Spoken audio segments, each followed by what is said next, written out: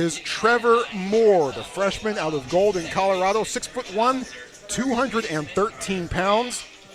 Moore about to make his fourth appearance and his first start of the year. A 0-0 record, an ERA of 16.2, just 1 2/3 innings pitched, 4 hits, 3 runs, all earned, 3 walks, 3 strikeouts.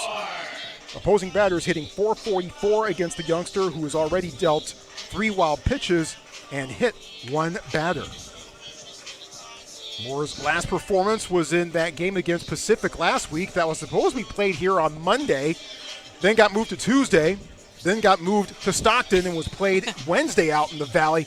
Moore going just 2/3, giving up a couple runs, walking 1, striking out 1, and 2 wild pitches. So we'll see what Moore has to offer for the Cardinal today and what kind of impact he can make on Thomas Eager, the Stanford pitching coach, and David Esker, the Stanford head coach. Chilly evening.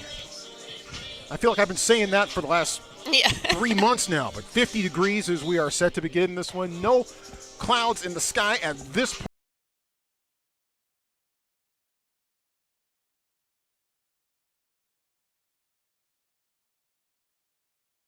Should remain dry throughout the entirety of this game. The real stuff isn't supposed to come this weekend, but by that time, Stanford will be on a plane and heading down to Southern California and in Pac-12 play to face the USC Trojans. But first, before USC this weekend, it's SCU tonight. 11 miles separating these two campuses. Always intriguing when the Cardinal and the Broncos get going.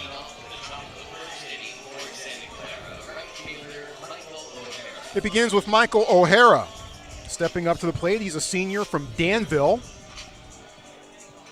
O'Hara slashing .235, .386, .324.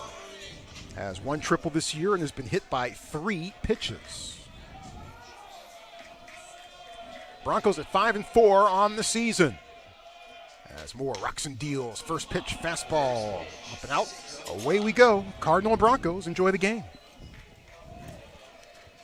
Santa Clara already with experience against Pac-12 competition. They split a 4-game series against Washington. As that pitch is outside, 2-0. That series began Santa Clara's season. 2 balls, no strikes. In the air to center, Eddie Park takes a couple steps back and makes the catch in center for the first out. That was a good job by Moore just coming back from that 2-0 count because to your point, Troy, he's walked a few. He's also, been a little bit wild so far in the appearances that he's had. So if he can just sort of settle in and have a little bit more command, that'll be key. But getting that out with the 2-0 count, if he can continue to do that, that'll be helpful on the mound. Here's Coleman Brigman, senior from San Jose. It's the first pitch, fastball, misses just outside for ball 1. Coleman Brigman slashing .278, 400, and .333. No home runs and 4 RBI. That high and tight, 2-0 to Coleman Brigman. Home plate umpire is Greg Charles. First base umpire is Garrett Wells. Second base umpire Paul Graham and Sid Aguilar at third. 2 balls, no strikes.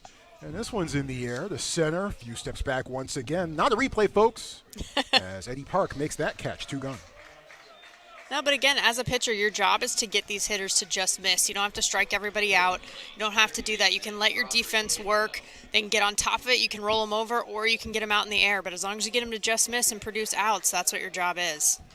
I'm also intrigued to see what happens if Moore gets into a situation, how he finds his way out of it.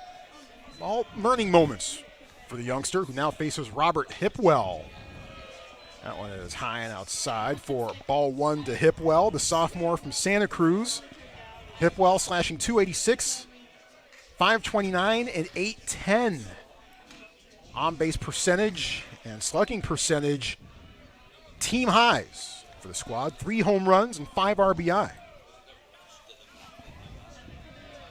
1-1 after the foul back. 1 ball, 1 strike. Curve, first one we've seen from Moore. Started upstairs and stayed that way, 2-1.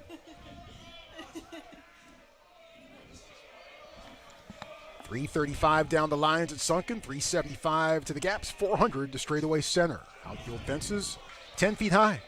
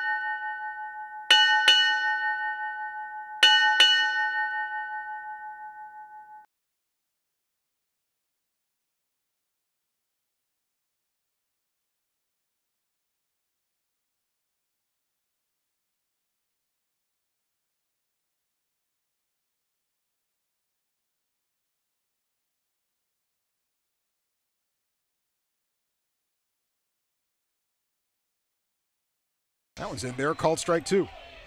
Career high 4 hits against Cal State Bakersfield on Saturday. Off speeder from Ficus, misses for ball one. Montgomery slashing 462, 607, 846, all team highs. 4 home runs and 10 RBI. That on-base percentage by Montgomery, that 607 mark, is tied for 6th best in Division I ball among players who have played in 10 games or more so far this season. 1-0 from Ficus. And Montgomery will reach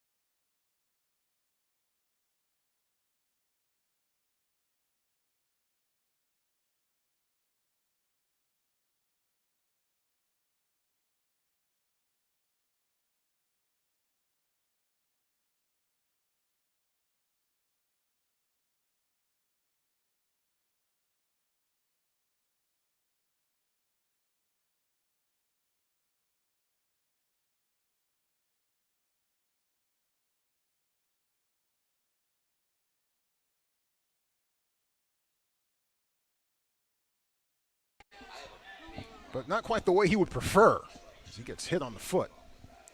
Different kind.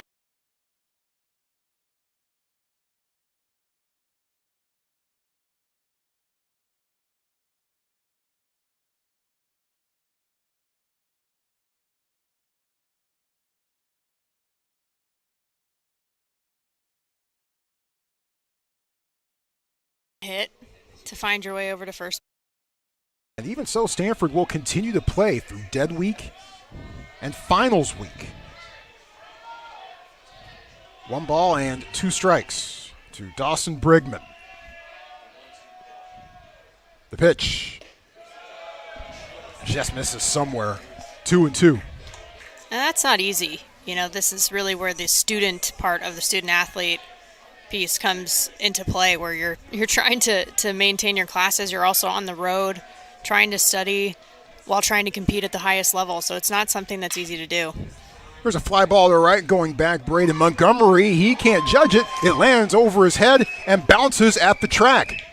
Dawson Brigman with a stand-up double. And the Broncos have runners in scoring position.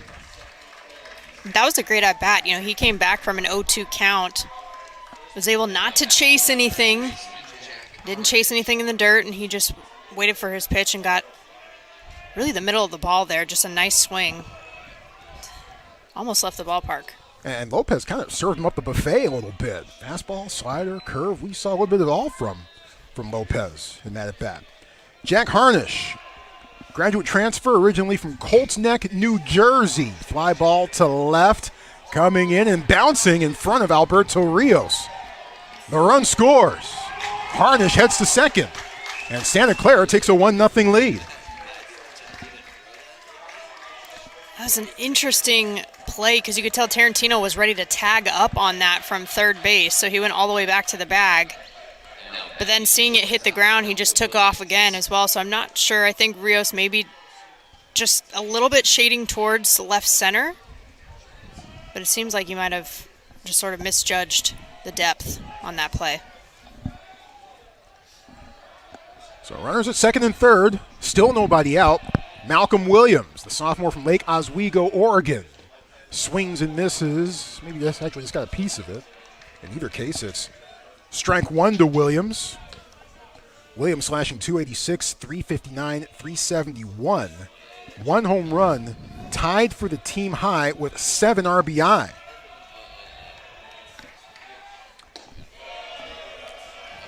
As that pitch misses, 1 ball and 1 strike. Actually, he was tied for the team high until about, 90 seconds ago. Jack Harnish now has 8 RBI to lead the Broncos.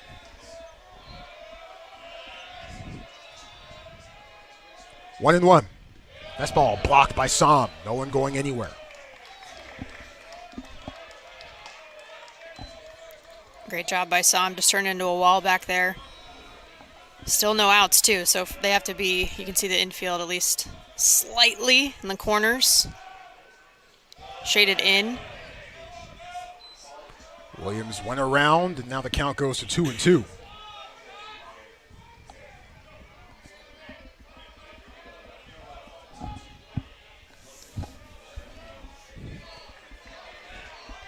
We'll use a new ball for this one.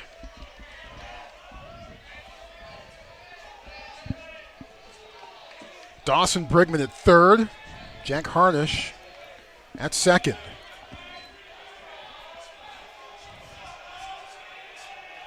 The 2-2. Now the count full.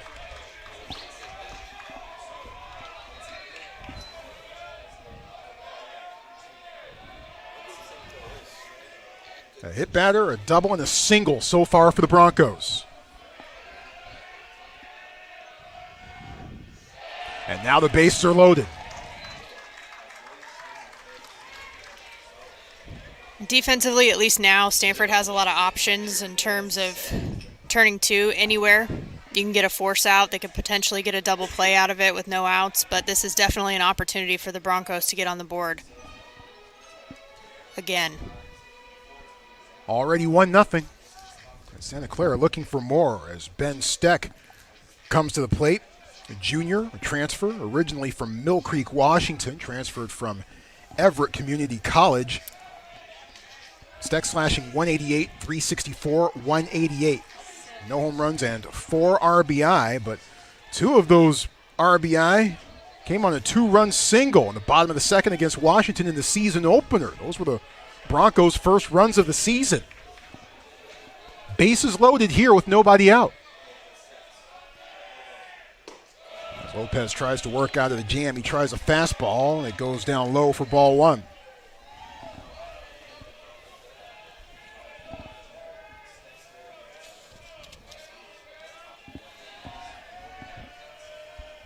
One ball, no strikes. Inside, 2-0.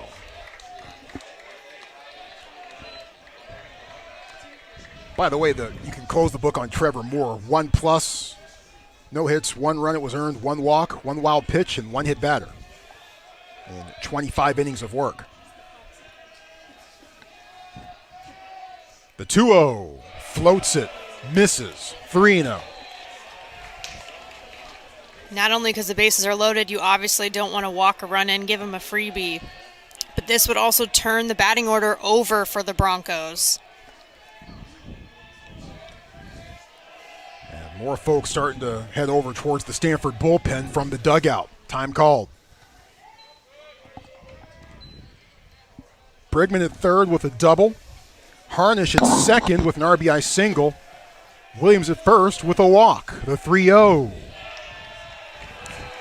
Ball 4. And now it's 2-0.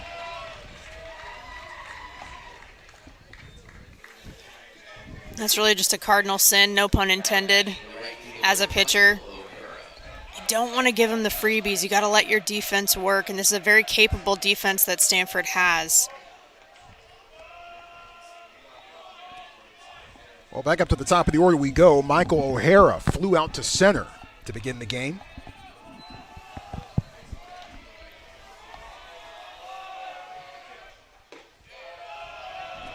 Just a bit low.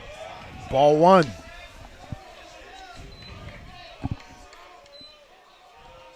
Nowhere to put O'Hara.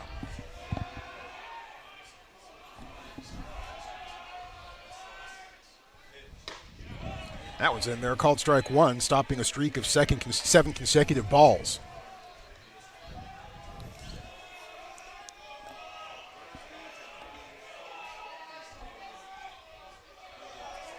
One and 1. Low again. 2-1 to O'Hara. Michael O'Hara got his first career hit, RBI, and run right here in this building, February 27th, 2021. Outside 3-1.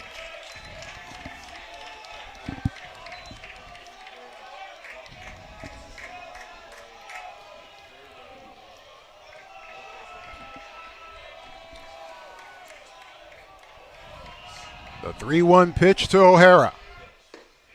And now the count full. O'Hara taking that one all the way.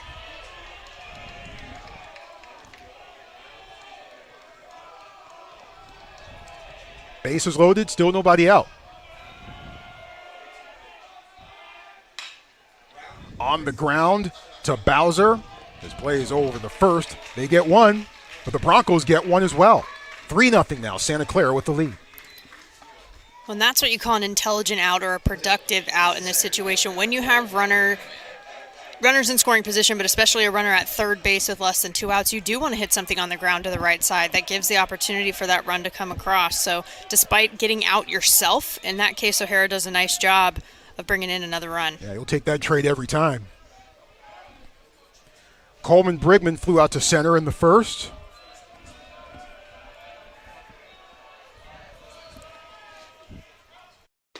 Swing and a miss on the off-speeder. 0-1.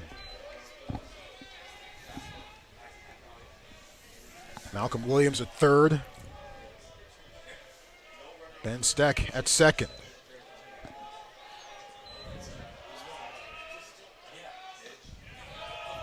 That one just misses outside for ball 1.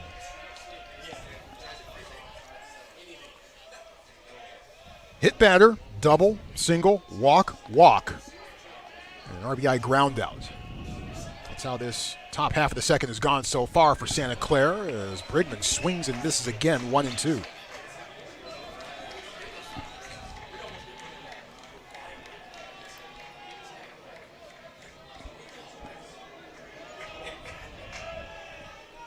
The 1-2 pitch. Tried to cross him up, didn't work, 2-2.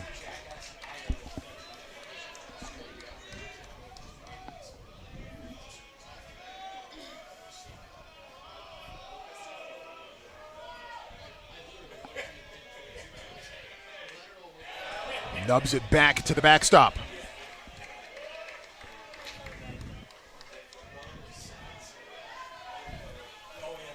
Two balls and two strikes. With one out, Broncos have already brought in 3.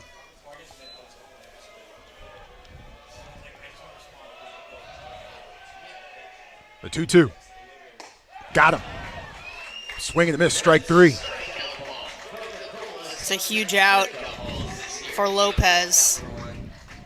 Obviously some damage already done in this inning, but just trying to minimize it as much as possible. And also just for a little bit of confidence. You know, let's come back, get a couple of outs back to back. Force the ground out, get the strikeout. Helps you get in a groove a little bit more. A nice pitch, too. Up in the zone, a little bit of movement. Coleman Brigman couldn't resist. That pitch is high to Robert Hipwell, who walked in the first.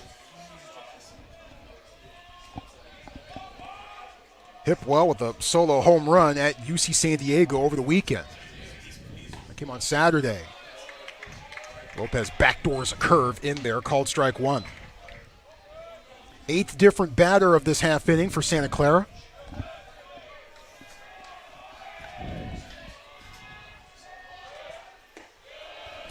Tails away from Hipwell. Lefty versus lefty here. 2-1. Yeah, Hipwell walked in his first at-bat too. Seems to be seeing the ball pretty well all the way in. Not someone that has really chased much so far in this game. So you're going to have to attack the zone as Lopez did on that pitch right there. Yeah, high strike called.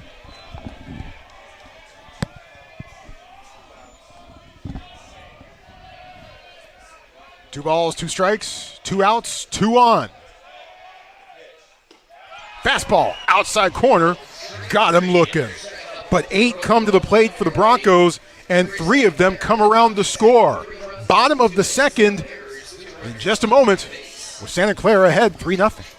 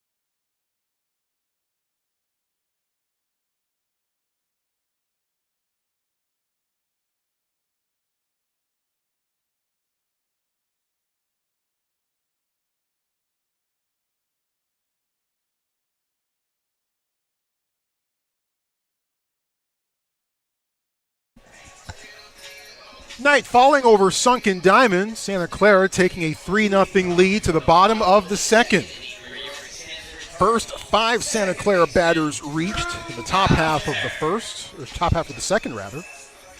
And now Stanford in a position where it has to respond. Drew Bowser, not a bad place to start, the junior from Los Angeles. Bowser slashing 273, 385, 591, 3 home runs, and 11 RBI. First pitch from Ficus with a little movement in there, called strike 1. Bowser on a 4-game hit streak entering tonight. The 0-1. Swings and misses. So that one just tailed away from him, 0-2. And that's a difference that we're seeing from Ficus compared to some of these Stanford pitchers jumping ahead early in the count. No balls and 2 strikes. Thought about it. And Garrett Wells, the first base umpire, rings him up. Strike 3 called. Ficus able to have a little bit of more confidence, too, and relax a little bit more on the mound, considering that his offense did some work for him in the top half of the inning, too. So that momentum definitely can translate from the offense on the mound. Speaking of momentum, maybe no other player in the country has more momentum at the plate than this guy, Alberto Rios, the junior from Bellflower, California. First pitch from Ficus misses for ball 1. Rios so far on the year slashing .410, .500, .641. 2 home runs, 17 RBI, 11 of those runs batted in coming on Sunday. Thinks about it, doesn't go for it. 1 ball, 1 strike now to Rios. Isn't that weird that was just 2 days ago? 11 RBI. That's a Stanford record. It ties the Pac-12 record. Yep. Went 5 for 7 with 2 home runs overall. Fouls it off, 1-2. Now, Alberto told the Associated Press, hey, Sunday, that was just baseball happening, right? Sometimes you get good days, sometimes you get bad days. Sunday just happened to be a good day. Alberto Rios, master of understatement.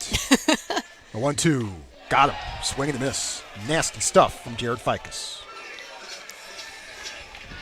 And credit to Ficus, we talked about just how potent this offense has been, Rios, but also just all through 1 through 9. So to have back-to-back strikeouts after having scored 3 runs, exactly what you're looking for from your pitcher. Well, and there's a reason why they call these answer innings, right? After you allow the other team to get on the board, score a couple of runs. If you're pitching, what can you do to shut them down? If you're batting, what can you do to get back in it? Jimmy Nadai, the freshman from Australia, launches the first pitch, just missed for ball 1. Nadai batting .250, no home runs and 4 RBI. Had a big 2-run single against UC Bakersfield, or Cal State Bakersfield rather. Line out right to Malcolm Williams, who dives and makes the catch from his knees. 3 up, 3 down. Cardinal go down in order, and Santa Clara leads Stanford 3-0 after 2.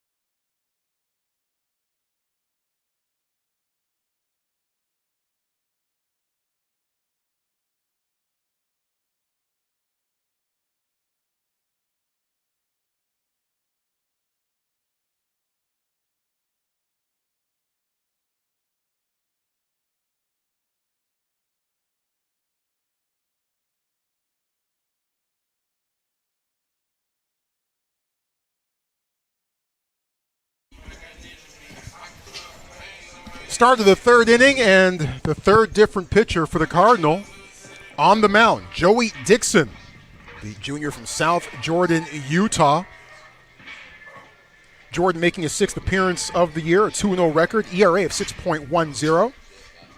10 in the 3rd innings pitched, 9 hits, 8 runs, 7 of them earned, 3 walks, 13 strikeouts. Opposing batters hitting .231 against Dixon. 5 wild pitches in just those 10 in the 3rd innings thrown.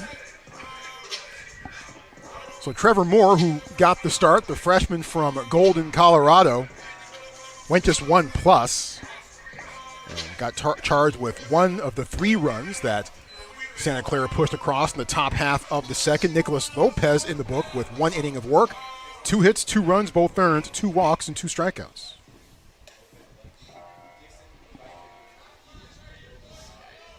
And as much notice as the Stanford batting order has gotten so far this year, and rightfully so, also a lot of notice about the Stanford pitching, which has been a work in progress to this point of the season and has had mixed results. Efren Manzo popped up to first to end the first as Dixon's first pitch is fouled off towards the right field plaza. And Manzo is down 0-1. We've obviously seen the production that the Stanford team can have offensively, but when I asked Coach Esker, what's it going to take for you to go back to Omaha for the third year in a row, his immediate response was like, well, we're going to need pitching to step up. We're still trying to figure out what our rotation's going to look like. We're going to need a couple of pleasant surprises on the pitching side as well. So I think some of that has to do with confidence, some of it has to do with being comfortable, and these guys are able to get some of these real game reps in the midweek games and beyond. A couple nasty curves from Joey Dixon sets Manzo down. Here's Johnny Tarantino, led off the second as he was hit by a pitch. Later came around to score on an RBI single by Jack Harnish. That was the first run of the game for the Broncos. They tacked on a couple more. Fastball inside from Dixon for ball one. And just to kind of go inside the numbers here for Stanford pitching-wise, as a team, coming into this one, an ERA of 4.64, 8th in the Pac-12. 2-0 now the count to Tarantino. A whip of 1.53. That's also 8th in the Pac-12. And a strikeout to walk ratio of 2.21. That's 7th in the Pac-12. Fouled back to the screen, 2-1. So somewhat uncharacteristic numbers from the Stanford pitching staff from what we've become accustomed to seeing from them to this point in the season. I think Coach Eager and Coach Esker are looking for reliability at the end of the day. Quinn Matthews, obviously someone you can rely on. Yep. Matt Scott's been great to go to, but he'd also like to see maybe potential if someone else can take that reliever and closing the game role from Matt. Maybe he can actually start games a little bit more, but they need somebody to step up and develop in that space to be able to do that. The 3-1 to Tarantino. Popped foul behind us. The count now goes to 3 balls and 2 strikes. And, as you've mentioned, and as David Esker, as we briefly chatted after the game on Saturday, the first words he said to me were work in progress. Yep. And that's what this part of the season's all about. Payoff pitch to Tarantino. Popped foul. And twisting as Nadai gives chase and just runs out of room as it bounces about midway high off the netting. That shields the left field grassy knoll. The count remains full. We'll do it all over again.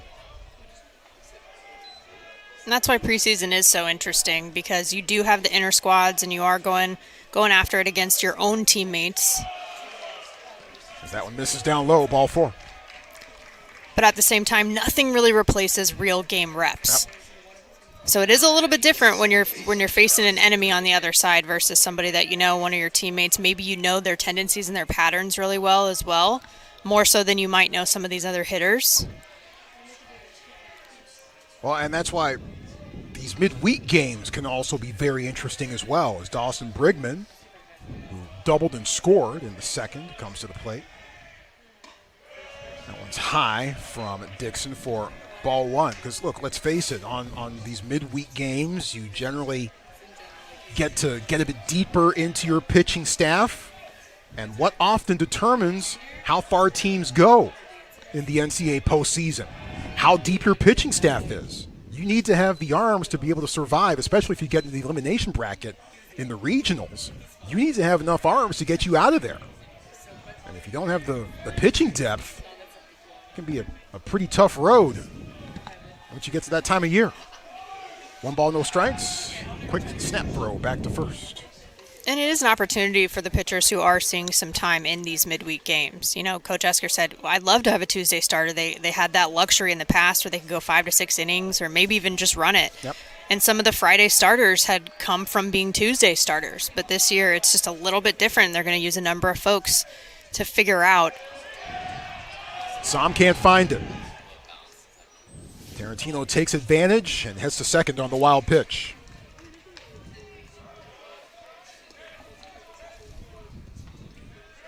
And, of course, we'll definitely get more answers starting this week when Pac-12 play begins against the USC Trojans. Oregon State looming. That series coming up next weekend. So a lot more answers to come from the pitching staff. 2-0, now 3-0.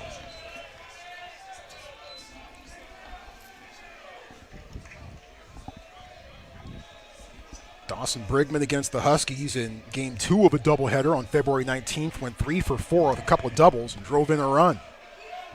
He's facing a 3-0 from Dixon. Dixon walks on 4 pitches. 5th walk issued by Stanford pitchers tonight. Well, and the trouble about that is, too, a 4-pitch walk in this case as well. You know, not mixing in the strikes either is just really the control issue that we've seen from all 3 pitchers so far for Stanford. There is action in the Stanford bullpen as Thomas Eager continues to get plenty of airtime tonight, which I'm sure he's not too thrilled about. And Eager's making the call to the bullpen. Pitcher number 4 for Stanford coming up in just a moment. We'll tell you about him as we're in the top of the 3rd inning. Santa Clara leading Stanford 3-0 on pac-12.com.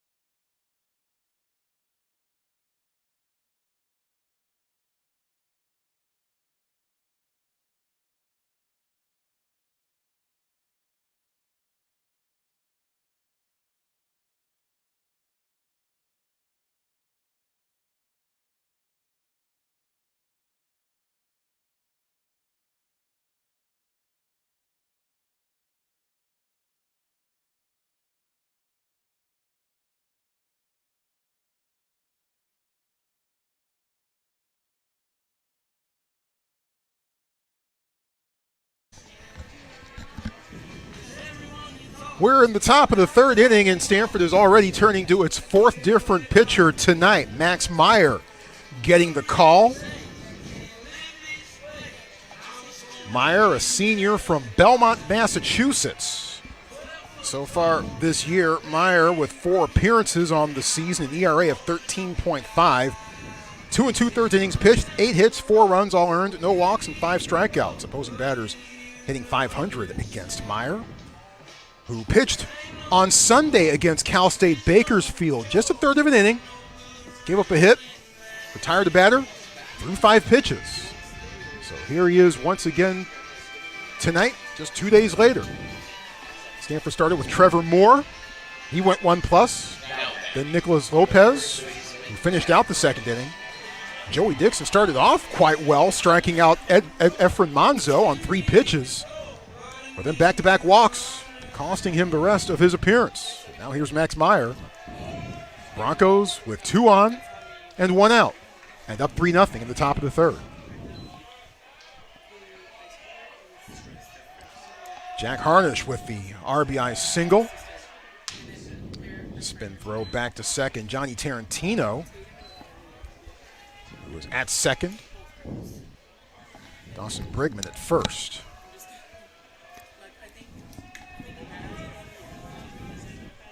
Both of them walked.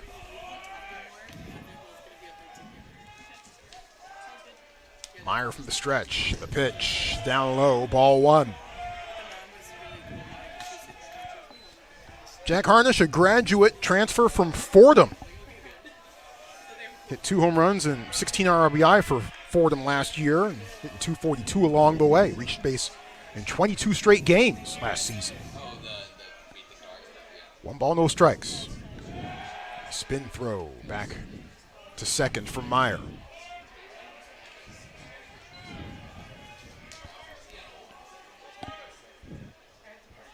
Harnish in game one of a doubleheader against the Huskies, 3 for 5 with 2 home runs and 3 RBI, but just 2 for 19 since then. The 1-0. In there, called strike one to Harnish. And we're talking about the pitching staff for Stanford and what Coach Esker and Coach Eager would like to see from them moving forward, but also you have to consider the battery, the whole battery. And there's a three-headed monster at catcher with Malcolm Moore, Charlie Somm getting a start, and also Rios, who can also play left field with the stick. You want both of them in the lineup? You can. 1 ball, 2 strikes. And they're comfortable with any of their catchers back there, and Coach Esker feels like all the catchers have really good camaraderie with the entire pitching staff. So that's something where it's nice to have options. So critical. 1 ball and 2 strikes to Harnish.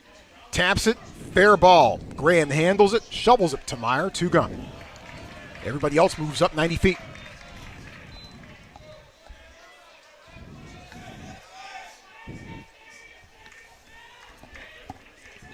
Brings up Malcolm Williams. Williams walked back in the second.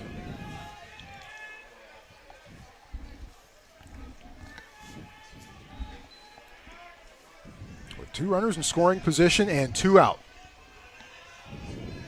Top third. Broncos hoping to add on to their lead.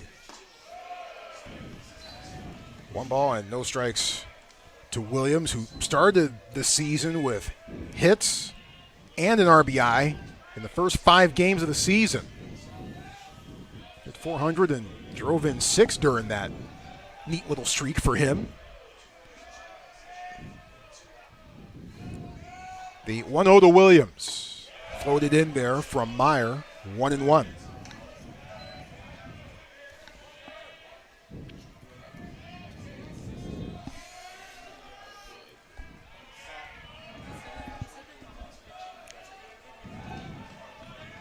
One ball and 1 strike.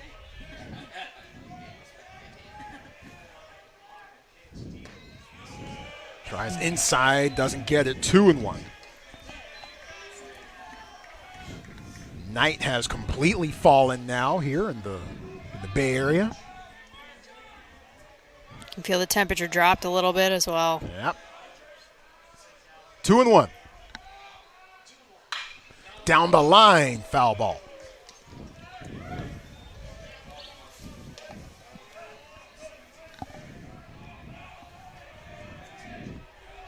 Just pulled right down the line, but landed in foul territory. Brings the count to 2-2 with 2 on. Tarantino at third, Dawson Brigman at second.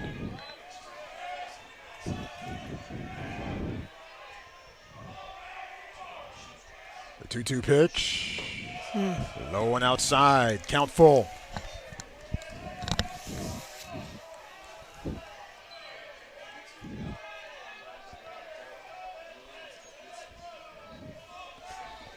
This will be the 8th different 3-ball count for Stanford pitchers tonight. And credit to this Broncos offense for not chasing pitches. Staying pretty disciplined in the box. 5 walks for the Cardinal tonight already. And 1 hit batter.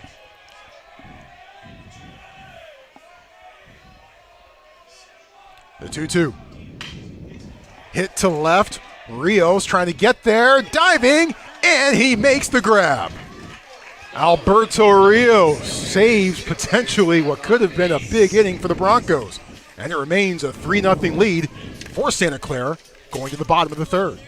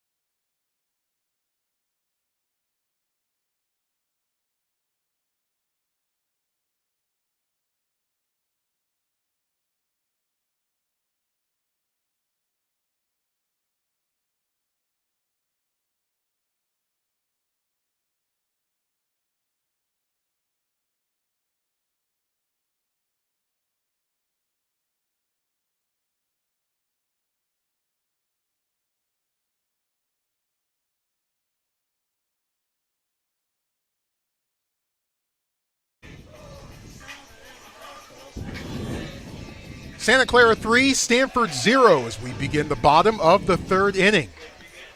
All the scoring in the top half of the second. The 8, 9, and 1 hitters due up for the Cardinal, beginning with Charlie Som, sophomore from Thousand Oaks.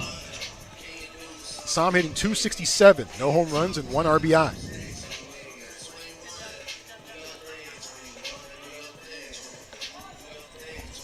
Som went to my rival high school, Thousand Oaks. No booing, Jenna. That's okay. He's wearing a Cardinal uniform. Yeah, we both made the right decision at the end. Now you welcome him to the farm with open arms. Hey, all is forgiven. Little course correction. 1 ball and no strikes. Jared Ficus deals and finds the strike zone. 1-1. Ficus with an answer inning from a pitching standpoint in the bottom half of the second after he was staked out to a 3-0 lead. Strikeout, line out in the bottom of the second. A 1-1. Tails well outside, 2-1.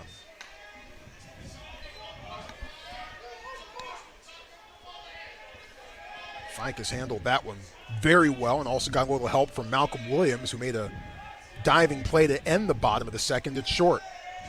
The 2-1. Now 2-2.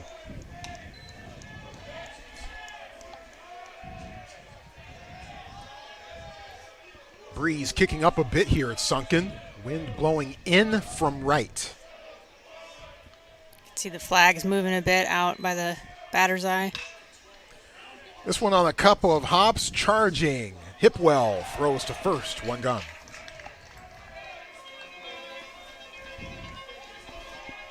Getting that quick first out has been key for Ficus in this game. Again, letting the defense work, has a couple of Ks, but also just allowing his defense to work behind him and having that trust. And that's something that, as a team, they've talked about, that they push each other, and there's a lot of trust amongst them. That's something that senior Michael O'Hara mentioned about this Broncos team this year. Yeah, that's the deepest that Ficus has gone into account against a leadoff batter so far in this game, as Owen Cobb looks at strike 1.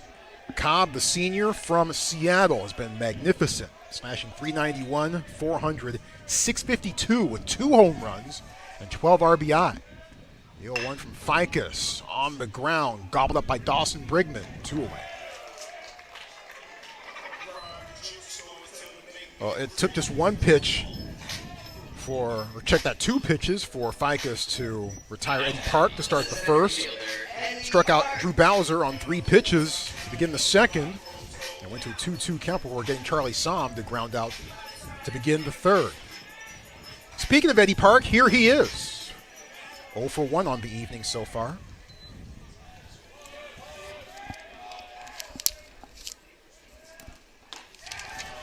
Outside corner gets the call, strike 1. So Ficus, 1 time through the order, no walks, 2 strikeouts. And 1 hit batter. Had a little movement, but started outside, stayed outside, 1 ball and 1 strike.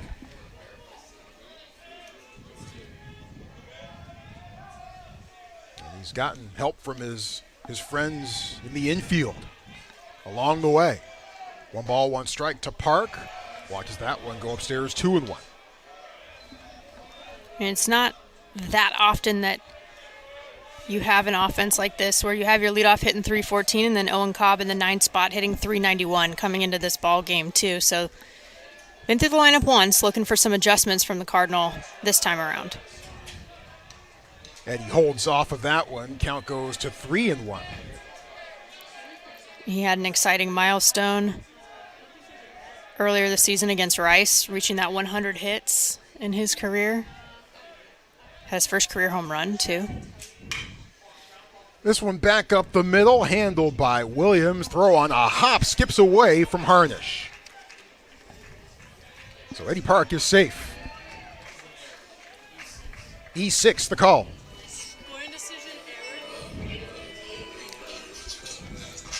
So the inning extended for Stanford. Let's see what they can do with it here with Carter Graham stepping up to the plate.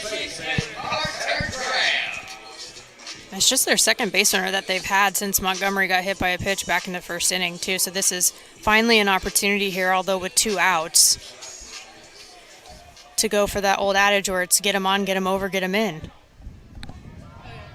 Forget it for now. Sure, that's how you get it done. Graham pops it up. Coming in, Dawson Brigman makes the catch on the dirt, and the side is retired. Cardinal get a base runner, but can't do anything with it. And through 3 complete. Santa Clara up 3-0.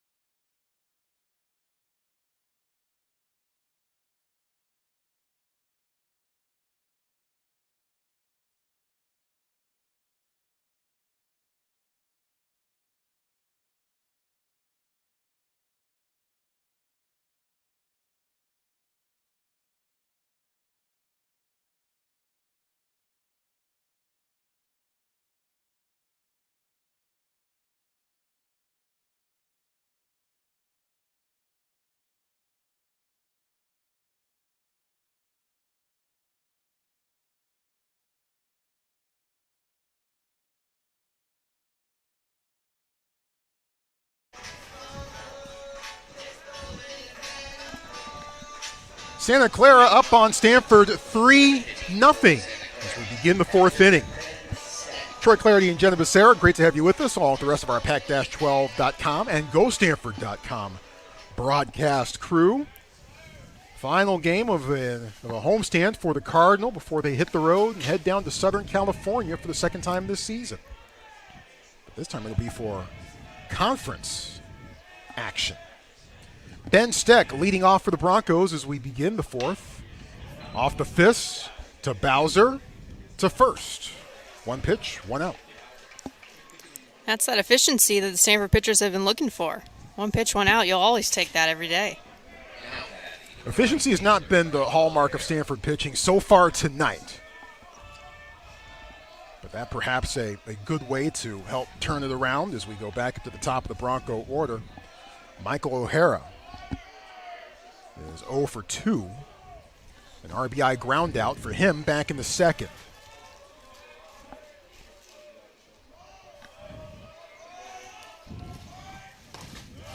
Pumped right down Palm Drive for a called strike 1. O'Hara had a couple of hits, couple of RBIs in the last game against UC San Diego this past weekend. Then you got Tarantino, who had a home run, 3 RBIs, 2 for 4. So the top half of this order is coming off of some momentum to end that series this past weekend. Swing and a miss. Strike 2.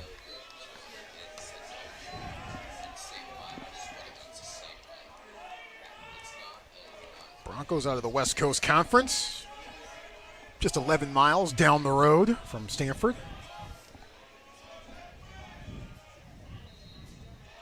No balls and 2 strikes. The pitch. Got him. Swing and a miss. Impressive stuff from Max Meyer. Good things happen when you get ahead in the count. That's also a different form of efficiency. Of course, you let your defense work, but if you can get ahead in the count, that's when good things happen. And that sequence appeared to be by far the biggest instance to this point, I think, that we've seen of a Stanford pitcher attacking the Broncos batter. Yes. Brigman 0 for 2. Coleman Brigman, that is. Upstairs for ball 1. Coleman spent the summer of 2021 with his brother Dawson, fellow Bronco teammate, playing for the Newport Gulls of the New England Collegiate Baseball League. 1 ball, no strikes. Fouled off, 1-1.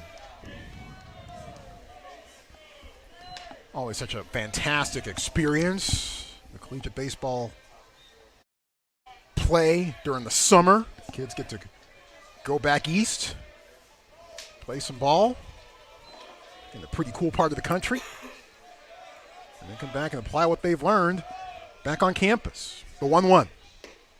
Crossed him up, swing and a miss, strike 2. Summer Catch, definitely a classic movie. I was trying to remember the name of that movie. Yep. It was escaping me. Freddie Prinze Jr.? Freddie Prinze Okay. Jr. Jessica Biel's in it. Okay. A lot of good folks. 1 ball, 2 strikes. The pitch upstairs, 2-2. I was trying to remember the name of that movie as I was talking about it. Qualifies as a baseball movie, no doubt. Oh, definitely. The 2-2 to Coleman Brigman. Low and outside, ball 3. Here's my controversial take of the day. Naked Gun is a baseball movie. I've never seen it. So that's my controversial thing of the day. Oh, boy, you have homework now. Oh, man. Full count to Coleman Brigman. Fouled off, and Brigman actually fouled that one off his foot. Rises back. He appears to be okay. 3 balls and 2 strikes. So, yeah, you have homework. Naked Gun. Go check it out. Adding it to the list. And report back to me your findings. I would have said surely you can't be serious, but that's Airplane. But same actor, of course, Leslie Nielsen. 3 balls, 2 strikes. The pitch. Thought about it. Did he go? No. Ball 4. Cardinals still in search of its first 1-2-3 inning. Robert Hipwell comes to the plate. He extended the first inning by drawing a walk with 2 outs. Broncos weren't able to come away with anything there. Hipwell also struck out to end the second.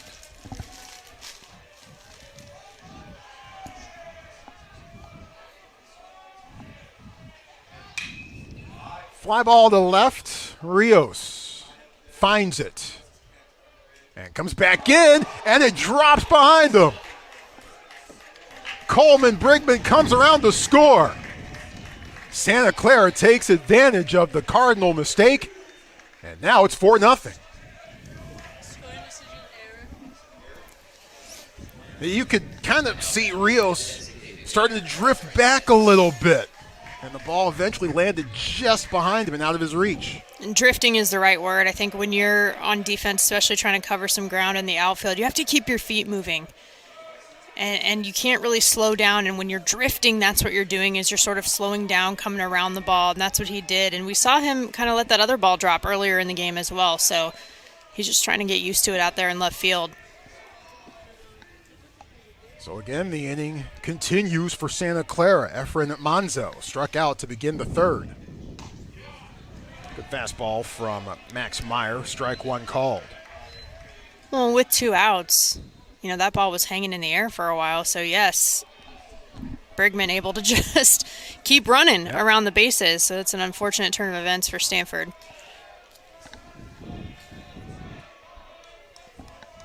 Nothing in 1. Meyer hops and spins and throws back to first. The wind has died down for the moment. The flags in center field are still.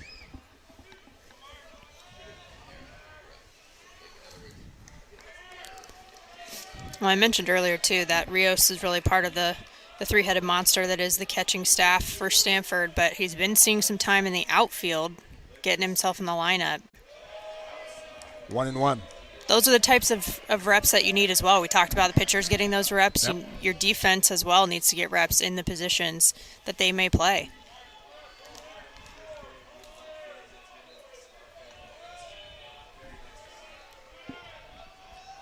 Hipwell at second. Manzo with the 1-1. Just misses 2-1.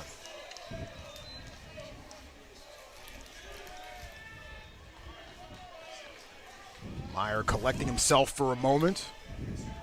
No action in the Cardinal bullpen. With 2 outs and the runner in scoring position.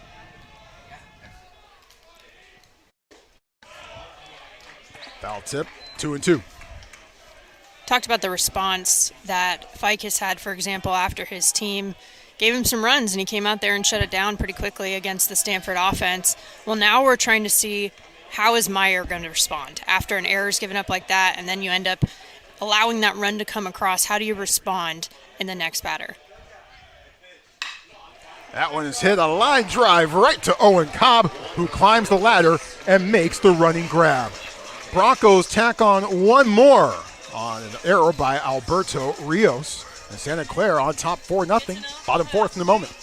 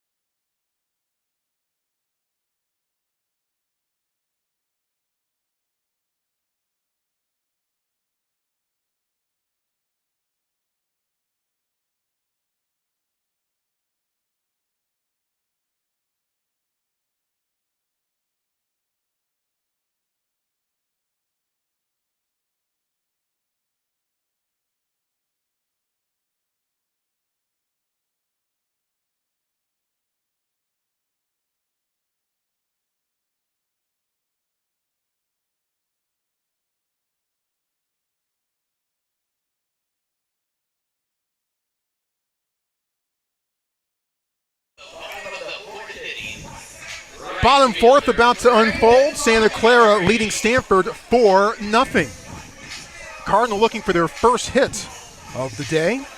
Here's a good place to start. Braden Montgomery was hit by a pitch in the first, one of only 2 base runners for Stanford to this point. Jared Ficus has done quite well against the trees. Ironic, no? First pitch to Montgomery, smack to second. Dawson Brigman over the first in time for the out.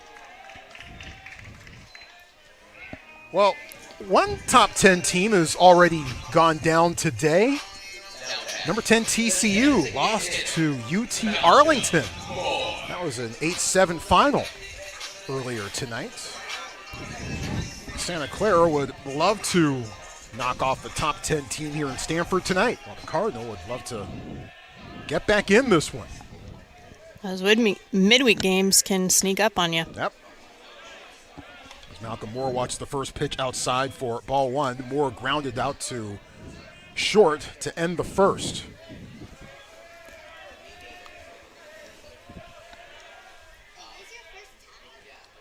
The 1-0.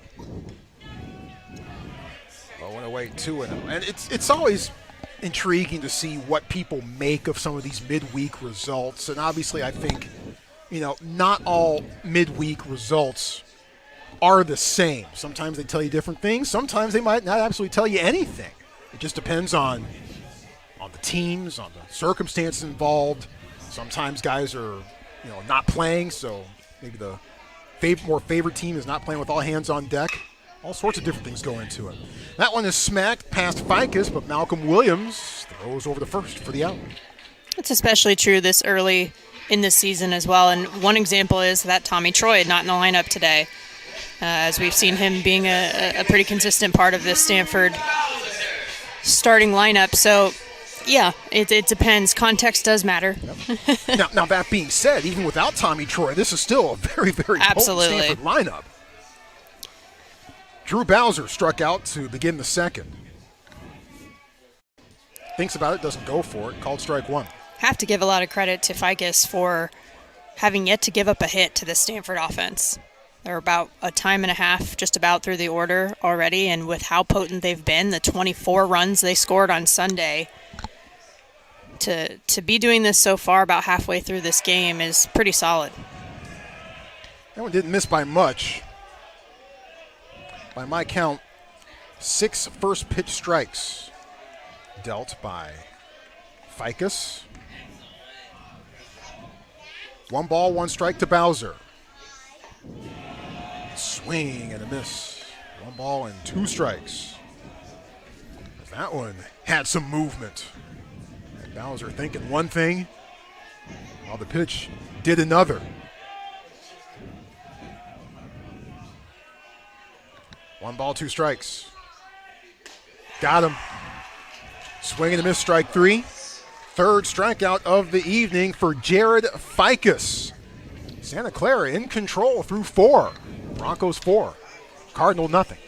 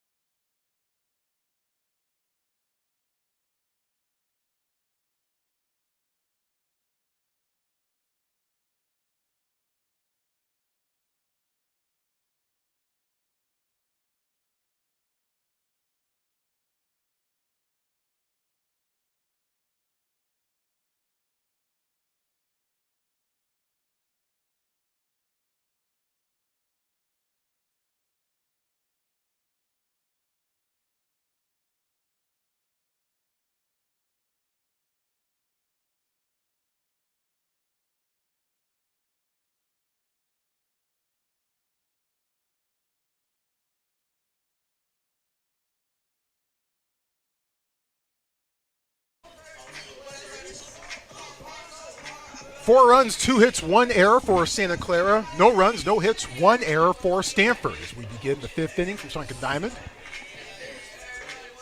Troy Clarity, Jenna Becerra, taking you through this one on pac-12.com and gostanford.com. Great to have you with us.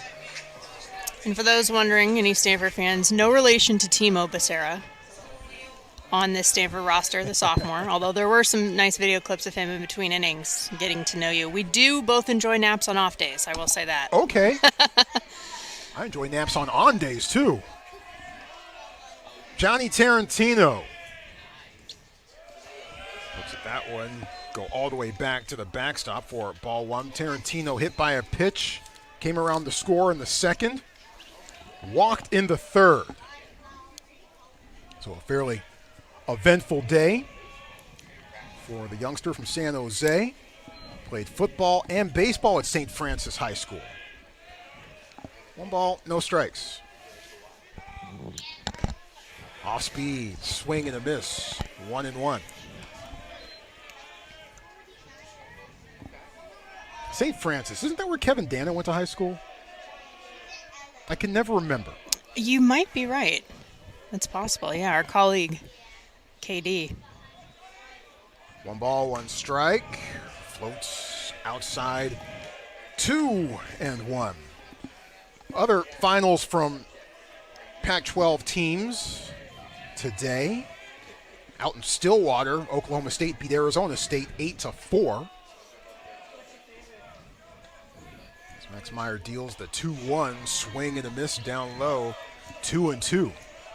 Washington State beat Seattle U 8-2. That game was played in Pullman. Oregon State 9, USD 4. That's a final from Corvallis.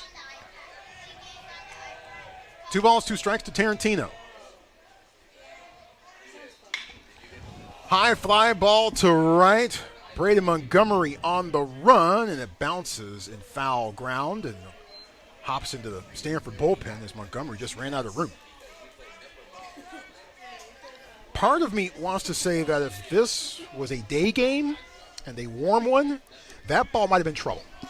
When it came off the bat, I definitely thought it had a chance. But it just hung up there a little bit. So you might be right. There is action, by the way, in the Cardinal bullpen. 2 balls, 2 strikes to Tarantino. Upstairs, 3-2.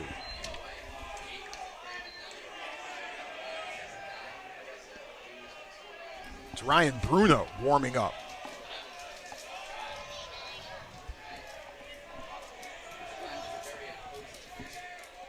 Payoff pitch to Tarantino. Popped up, could be playable. Jimmy Nadai racing over, but it bounces behind the wall. That separates the dugout from the playing field. Count remains full. A couple scores in progress right now up in Portland. Washington Huskies leading the Portland Pilots 5-2. That in the bottom of the 6th. Bottom third in Phoenix, Arizona leading Grand Canyon 7-1. Full count to Tarantino. Bowser snares it from his knees, makes the throw. That was pretty.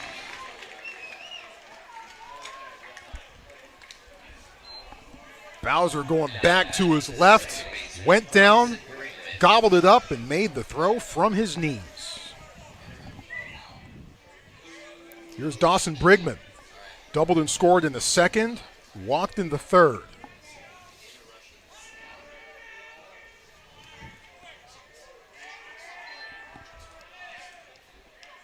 With Max Meyer still on the mound for Stanford, the fourth different Cardinal pitcher tonight. Low and outside from Meyer for ball one. Of course, Bowser began his career at Stanford as a third baseman. He's been playing second baseman so far this year. Coming out of high school, scouts thought that his body type would steer him more towards first base by the time it was all said and done. A 1-0. And fouled off. I mean, he covered a decent amount of ground on that play as well. He's been shaded a little bit towards second base. But the control that it takes to not only dive, but then throw from your knees with a spin move all around. Like, it was just the sort of the trifecta that he made look easy.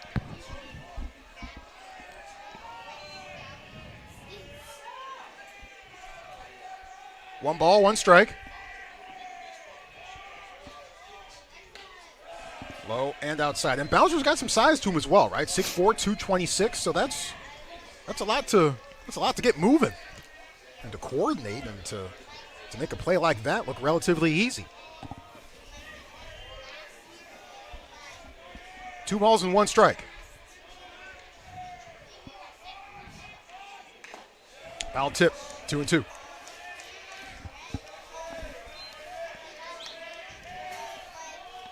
Another game in progress involving Pac-12 action. UCLA leading Long Beach State 4-1.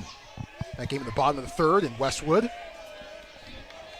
As Long Beach State just making the trip up the 405, which probably took them about 3 hours to do so. I was just about to say, not the most fun trip to take. 2 balls, 2 strikes. Thought about it.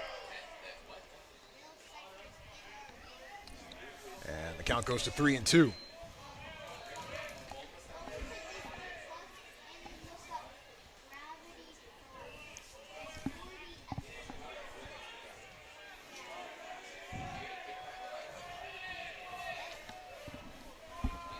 One other score in progress right now. Cal Villanova over in Berkeley tied at 2 apiece, bottom fifth, but the Bears have the bases loaded. 2-2 pitch. Just misses, and the count full.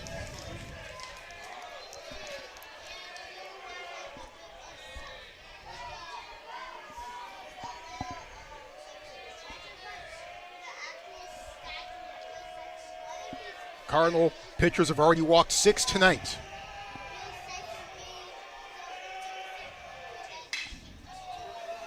This one's fouled off and out of play into the Stanford bullpen. 6 walks, 1 hit batter for Cardinal pitches so far today.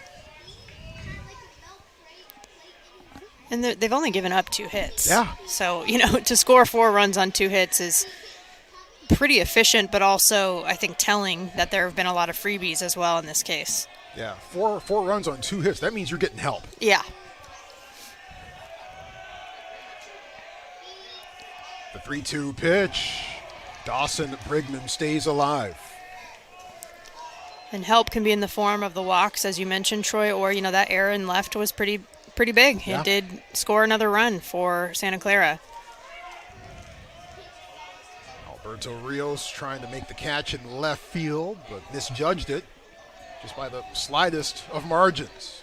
And allowed a Bronco run to score to make it 4-0 in the top of the 4th. The 3-2 to Dawson Brigman up high, and that's the 7th walk issued by Stanford pitchers tonight. You can't defend walks. That's the tough part, is you don't give your defense a chance to even help you out when you continue to give the freebies. Second walk issued by Meyer. Jack Harnish, an RBI single, later came around to score in the 2nd. Grounded out to first in the 3rd.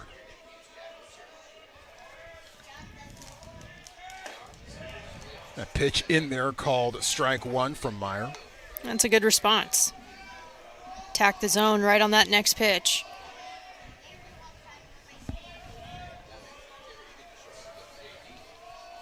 No balls and 1 strike. With Dawson Brigman at first. And now sliding back into first. Jack Harnish's dad, Pete, pitched for Fordham back in the 80s.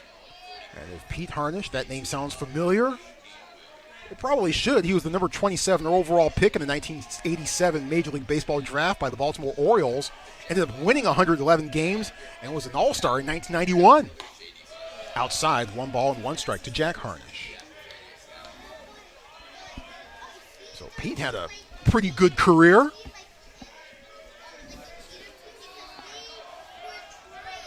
In fact, the Fordham student paper was doing a story on Jack back when Jack was a student there. And of course, they asked Pete about it. And you have to ask Pete about his Major League career, right? I mean, he's an all-star. He's won 111 games. He played for over a decade in the big leagues, right? And of course. Pete didn't really seem too interested in talking about his own career. He just basically told the reporter, look, I wasn't a Hall of Famer, and I didn't stink. The end. Take that. 1-1. Runner going on the ground to second. And the throw over to first from Bowser to Carter Graham.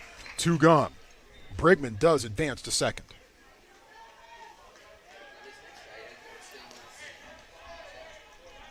To the plate, there's a shortstop, Malcolm Williams. Malcolm Williams to the plate. Walked in the 2nd, flew out to left in the 3rd.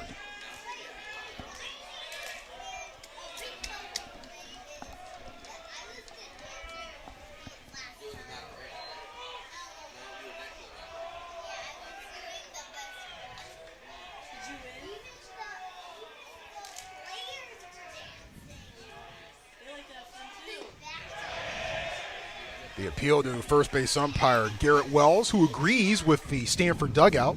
Strike 1.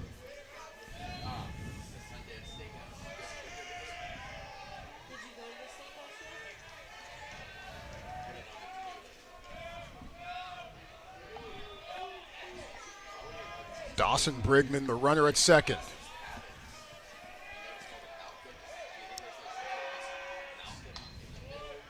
Meyer throws back to Bowser.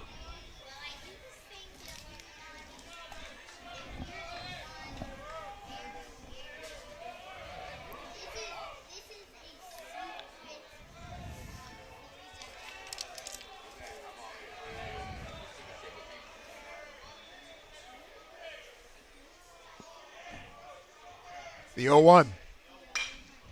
Opposite field. Bray Montgomery going back, reaches up, it's over his head. Dawson Brigman scores. Malcolm Williams holds up with a stand-up RBI double. Broncos keep it rolling. It's 5-0. That's a good piece of hitting, but again, the freebie comes back to bite him. Had they not given up that walk to Brigman, there would not have been a runner in scoring position to lead to that next run. Second time that the Broncos have hit it over Braden Montgomery's head and right. Ben Steck, the batter for the Broncos. Steck walked with the bases loaded in the second. Grounded out to second in the fourth. First pitch from Meyer, called strike one.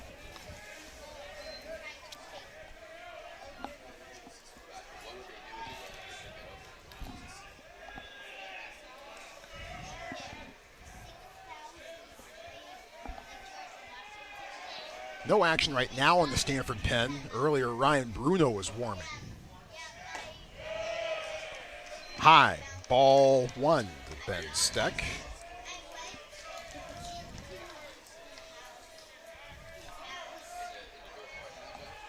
Steck in 50 games for Everett Community College last year. 3 home runs, 28 RBI, hit 325 on the season. Now he's on the D1 level. And he looks at this one right down the middle, 1 and 2.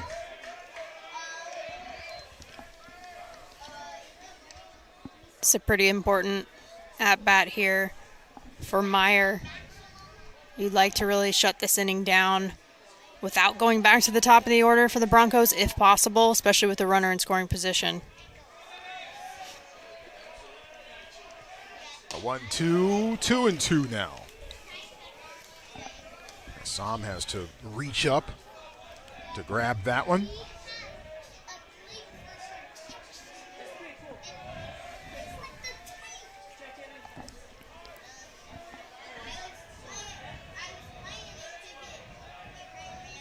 Two balls, 2 strikes to Steck. Here's the pitch, and that one is right through the gap and into right field for a base hit. Malcolm Williams coming. Here comes the throw, gets away from Sam. Williams scores. Steck heads into second, and the Broncos tack on another one. 6-0. Santa Clara just starting to pass the bat, too. So not only are they kind of taking advantage of those walks and those freebies, but they're making him pay, too. They're punishing the Cardinal at this point.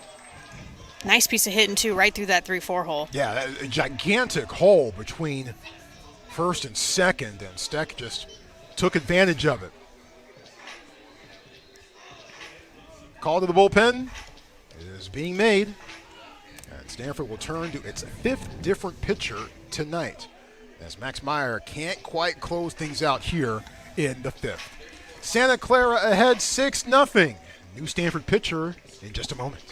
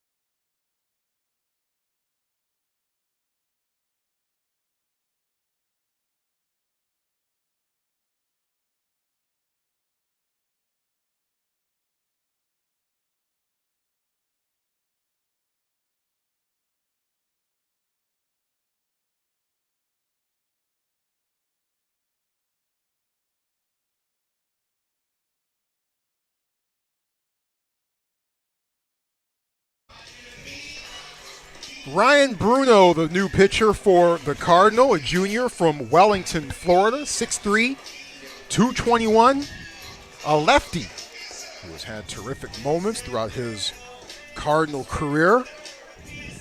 Bruno making his 6th appearance of the season, an 0-0 record and a 7.2 ERA.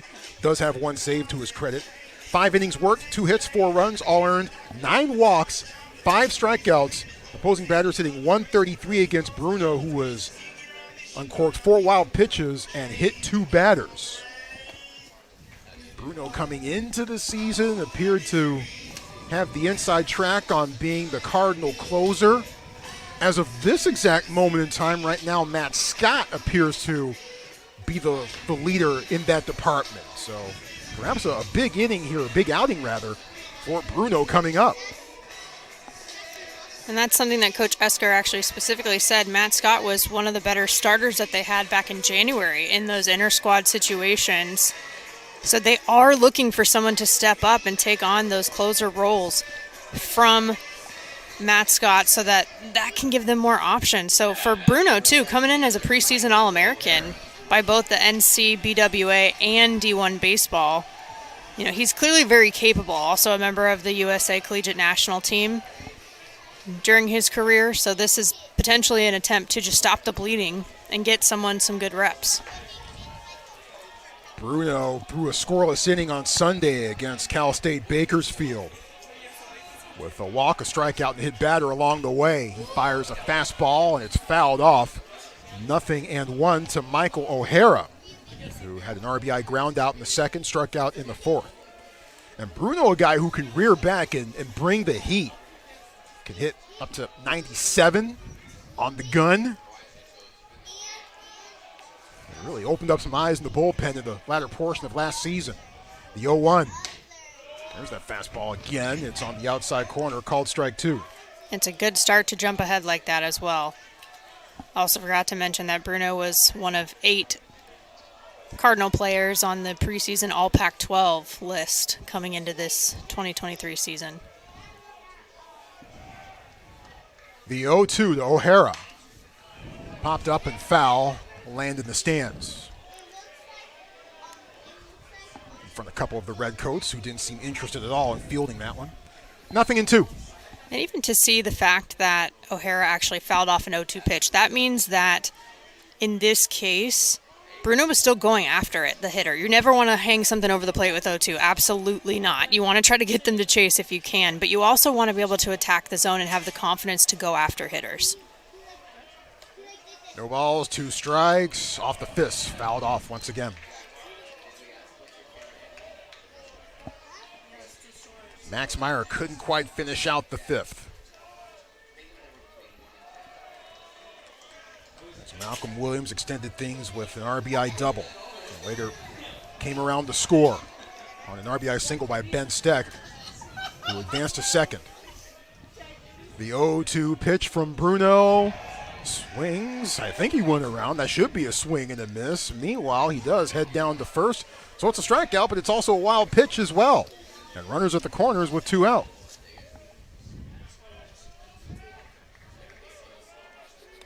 Bruno's 5th wild pitch of the year.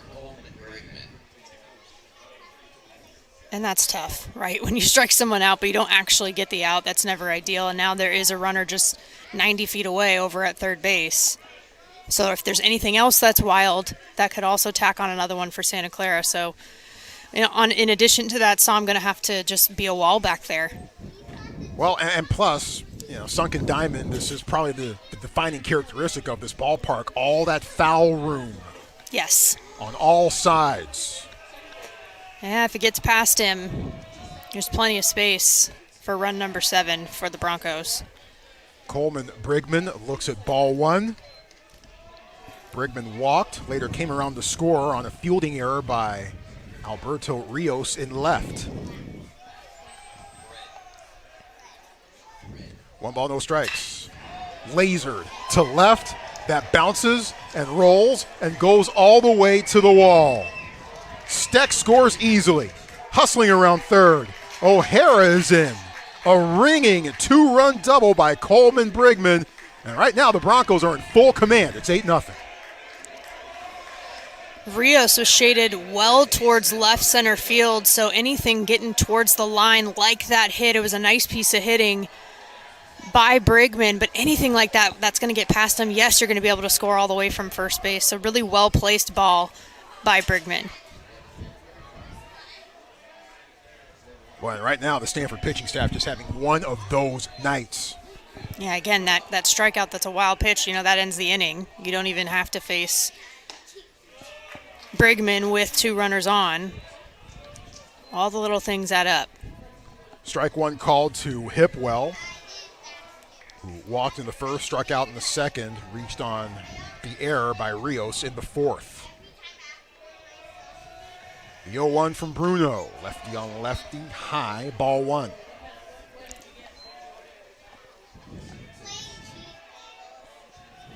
Well, Alberto Rios, on his 11 RBI day on Sunday, said, hey, that's just baseball happening. Well, this baseball happens too sometimes for the Stanford pitching staff. The 1-1, fastball in there, called strike 2. Well, and really for Stanford, too, giving up 8 runs, it's not completely unfamiliar territory, unfortunately, for the Cardinal. I mean, they did give up those 9 runs, for example, in that last win, where they scored 24 against Bakersfield. What's more concerning is actually the 0 in the hit column and the run column for Stanford. So they really want to get back into the dugout and get the bats going as soon as possible. Swing and a miss, strike 3. But Santa Clara tacks on 4 more. An RBI double by Williams, RBI single by Steck, and a 2-run double by Coleman Brigman makes it 8-0 Santa Clara, bottom 5th. In just a moment.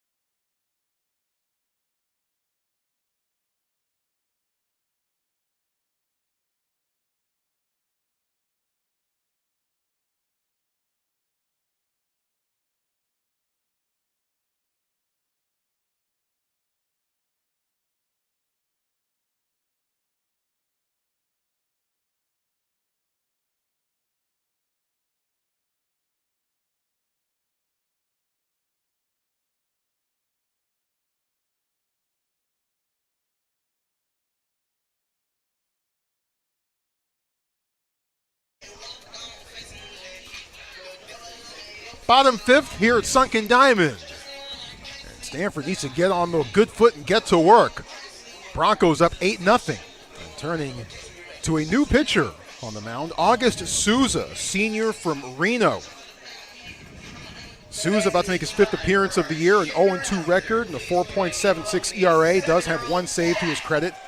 5 2/3 innings pitched, 4 hits, 3 runs, all earned, 2 walks, and 8 strikeouts, with opposing batters hitting 182 against Souza. Has thrown 1 wild pitch and has hit 2 others. Well, hats off to Jared Ficus. 4 innings, 3 strikeouts, faced just 2 over the minimum.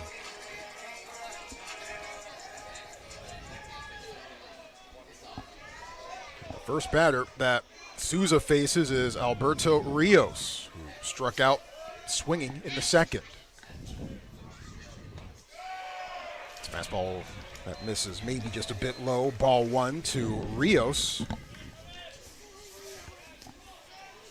Rios, by the way, that strikeout of his in the second inning was his first this year in 40 at-bats.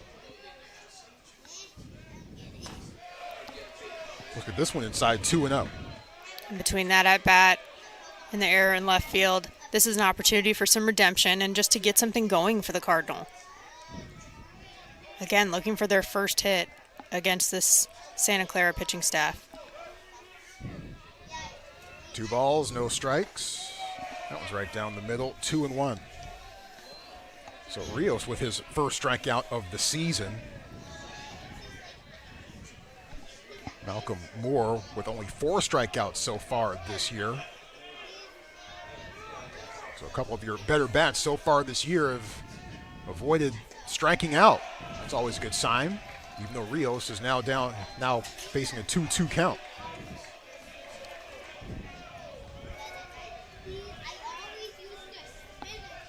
not for nothing, how Rios didn't get named Pac-12 Player of the Week is absolutely beyond me for his efforts. It's interesting how those things shake out.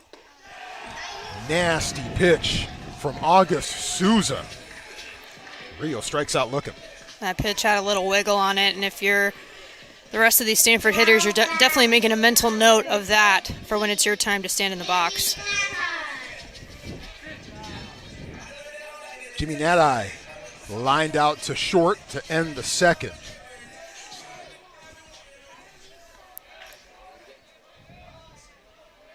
Standing in against August Souza, who last pitched on Saturday against UCSD. Looks at the first pitch for strike one. Souza actually went 2 innings, gave up a run. It was earned. A walk, 2 strikeouts, but got charged with a loss against the Tritons. He struck out 3 Cardinal batters in appearance against Stanford last year. Down low, 1 ball, 1 strike. Yeah, in case you were wondering, TJ Clarkson of Utah was named the Pac-12 Player of the Week. He did hit 4 home runs over the past week for the Utes, 9 RBI along the way. So, deserving, sure, but 11 RBI. In one game. Tying a Pac-12 record. Right. Program record as well. Yep. That just goes to show the talent that's in the Pac-12 as well. I mean, Clarkson maybe with a more consistent weekend overall, but 11 RBI is hard to ignore. 1 ball and 2 strikes to Nadai. Chopped foul. I mean, I don't have a vote for baseball player of the week. I do for lacrosse, but not for baseball. But if I did, I don't know if I could overlook 11 RBI in one game. That would be tough. That'd I do be have a real vote tough. for the softball weekly awards for Pac-12 as well, and that would be very tough to overlook. Someone went 11 for 12. Alyssa DiNardo out of Arizona this past week. Definitely won not only Player of the Week, but also Freshman of the Week on the softball side. Yeah. Fouled back. Count remains at 1-2. Yeah, that's having a weekend. It certainly is. Of course, Nigeri Kennedy already racking up awards. Stanford freshman pitcher for softball. She has been lights out for the most part in the early going for the Cardinals. 18 strikeouts and a no-hitter against Villanova. Swing and a miss. And the put out at first. 2 away.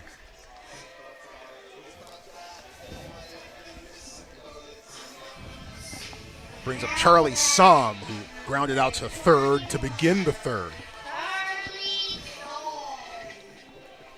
So Rios was nominated for Pac-12 Player of the Week, but no dice. I would think so. That would be an even bigger travesty. Oh, I'm sure Tyler Guyvette, the Stanford Sports Information Director, and the coaches were all over that one. That fastball just misses for ball 1 to Somm.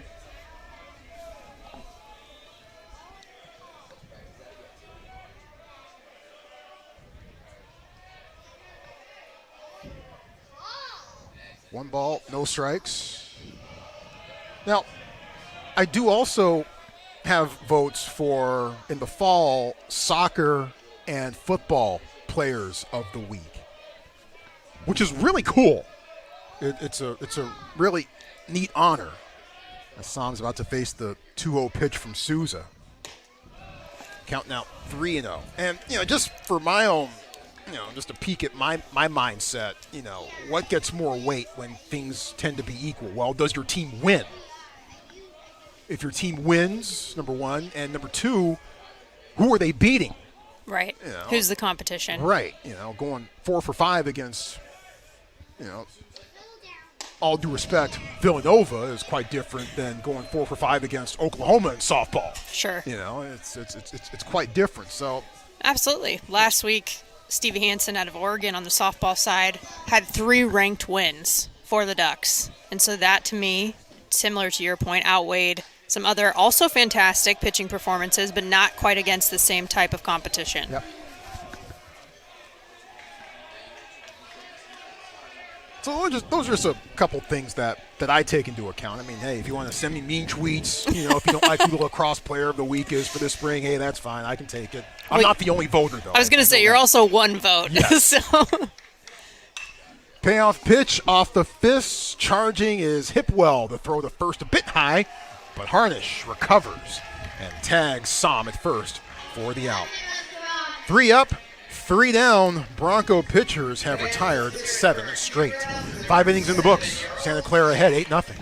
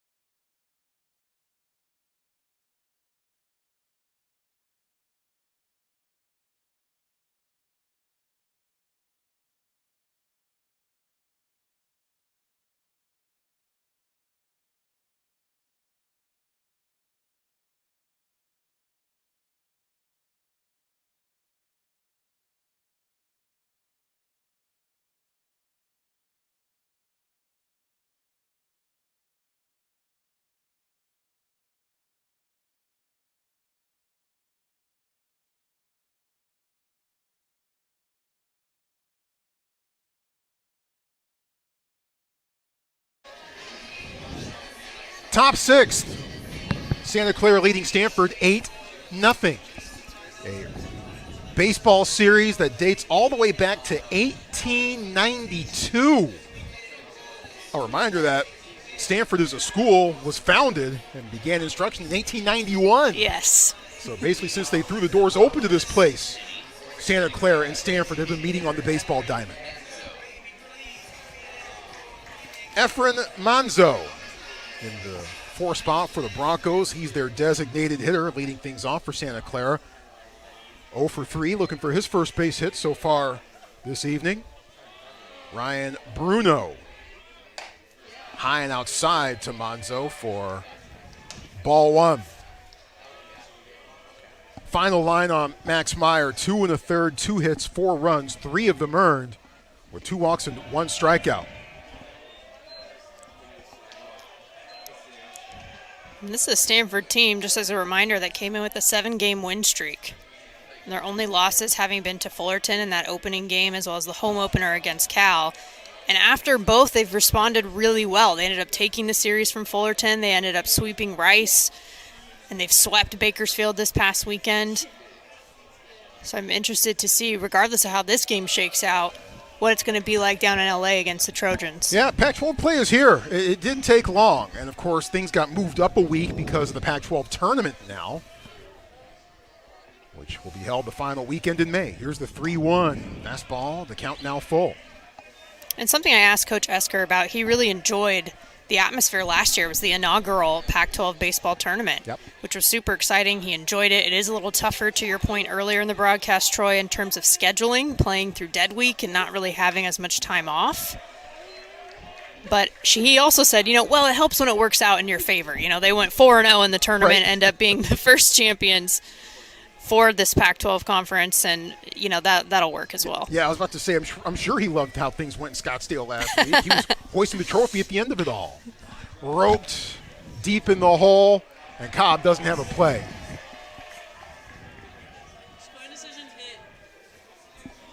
So an infield single for Manzo.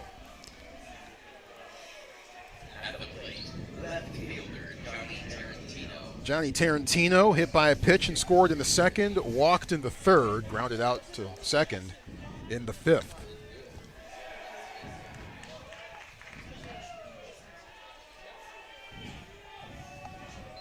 So that's why Pac-12 play begins a bit earlier than you might be used to. Yep. Baseball this year. And don't forget, at the end of the month, the final weekend of the month, Stanford with a road trip out to Oklahoma to face the Sooners. 4 times. Pretty difficult to face a team. It's hard enough for a 3-game series, but 4 times. Not easy. 1 ball, 1 strike, as that one's right down the middle to Tarantino. I'll have to ask someone from the team to bring me back a strawberry shake from Brahms from that road trip. Throw back to first. There's some Bluebell ice cream or something like that. Bluebell, it's good stuff. Yeah, it is. Closest I think it's available to from here is the Phoenix area. Upstairs, ball 2. I swear Arizona has everything. They have all the California things and all of the Texas/Southern things. So you'll have In-N-Out and Chick-fil-A and apparently Bluebell. 2 balls, 1 strike. Popped up, won't be playable. So basically we're saying it's a magical place. It's a hot place, too. That's why Very hot. That's why I live here. Especially come time, in late May for the Pac-12 tournament, it's going to be toasty. Yep. Pac-12 softball tournament to be held in Tucson. The inaugural tournament in that sport. 2-2. A little early on that one. Bounces foul to the dugout. Yeah, it'll be warm over there as well. But I know the coaches are very excited. Similar to what Coach Esker said about his experience last year. Super excited for the tournament experience going into the postseason, the NCAA tournament, as well as some of the exposure that you get. Foul tip into the glove. Tarantino down on strikes.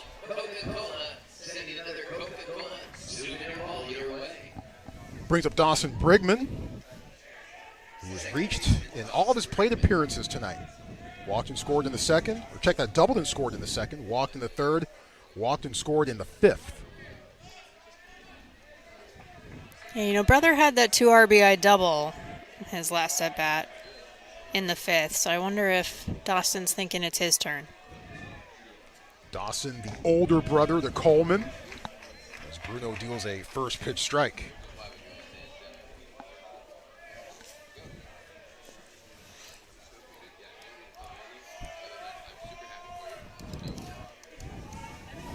Nothing in 1. That one's a fastball. Misses down low. 1-1. And I'll admit, I'll admit, I was kind of slow to come around to the idea of postseason tournaments initially for both baseball and softball. Look, just about everybody plays everybody. What else are you going to prove? Blah, blah, blah, blah, blah. Right. But it does allow perhaps the conference to get 1, maybe 2 more teams with good showings into the NCAA tournament that maybe they would have gotten regardless. Yeah, that's a great point. I think it's really all about momentum, and it's momentum from just, again, playing in that tournament atmosphere, but also the exposure. And sometimes, that's right before the selection show. If you can make a big showing and make some noise, you're right, it might change things. Bruno with his 3rd hit batter of the year. The 2nd by Stanford pitchers tonight. Well, for more on that, look at what happened in women's basketball, right? Washington State probably on the bubble. Probably not in, if not for what they just did down at the women's basketball tournament down in Las Vegas. They might be on the outside looking in, but as of right now, they're making plans and about to head somewhere and get on a plane in about a week and a half. First women's Pac-12 championship for the Cougars ever. So in pretty any sport. Yes, pretty historic. First pitch to Harnish is up and out for ball 1. Harnish with an RBI single, later came around to score in the 2nd.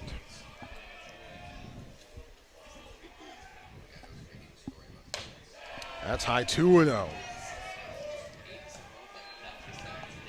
And this potentially a critical part of this half inning here in the top of the 6th. As Bruno's now down quickly, 3-0.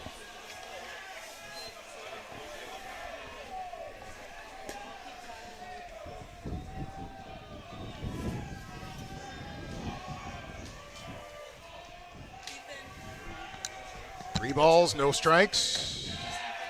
Harnish walks on 4 pitches. No action in the Cardinal bullpen, and a conference on the mound forthcoming. We have seen way too much of Thomas Eager, the Cardinal pitching coach, the Kathy Wolf assistant coach. He's gotten way too much airtime on this show tonight. And I'm sure that he would be the first to tell you that. Yes, I'm sure he would. So the walk by Bruno. That's now 8 walks issued by Stanford tonight. And since Eager has been named the Kathy Wolf associate head coach here, I think it's pretty special. You know, she was a long-time admin for the baseball program and then later the women's volleyball program as well. So they named the position for her, and they have a cake day and cake week still with the athletic department here at Stanford, and it was inspired by all the baked goods she used to bring in. Yep. So you just got to love that kind of dedication. I think Coach Esker even said he used to call her up sometimes just to chat, you know, because he knew she'd be in the office.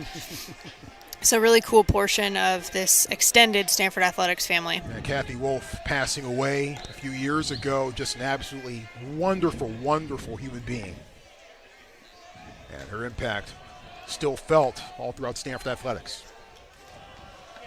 Malcolm Williams hit one over Braden Montgomery's head in right field to drive in a run in the 5th inning. That was the last time he stepped to the plate. Williams overall 1 for 2. Waves at the first pitch, doesn't connect. Down 0-1 with the bases loaded and 1 out. Off the fists, back to the screen, 0-2. I know I've mentioned a couple times that as a pitcher you got to let your defense work and attack the zone, but this would be a good time for getting an out at the plate. Sometimes if you can handle it between your battery, that's also helpful. Like that? Yes. Strikeout for Malcolm Williams. That's Bruno's 4th of this outing. So a big out, but the work not done. Bases loaded, 2 out. Ben Steck delivered an RBI single in the 5th.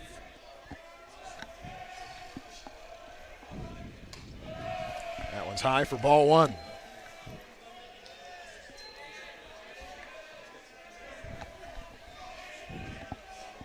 Monzo at third, got on board with a leadoff infield single. Dawson Brigman at second, was hit by a pitch. Jack Harnish walked. He's at first. And count 2-0 on Steck.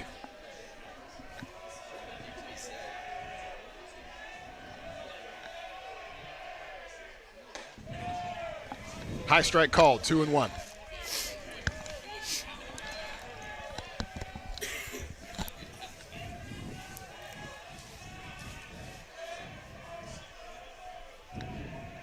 The 2-1 pitch from Bruno.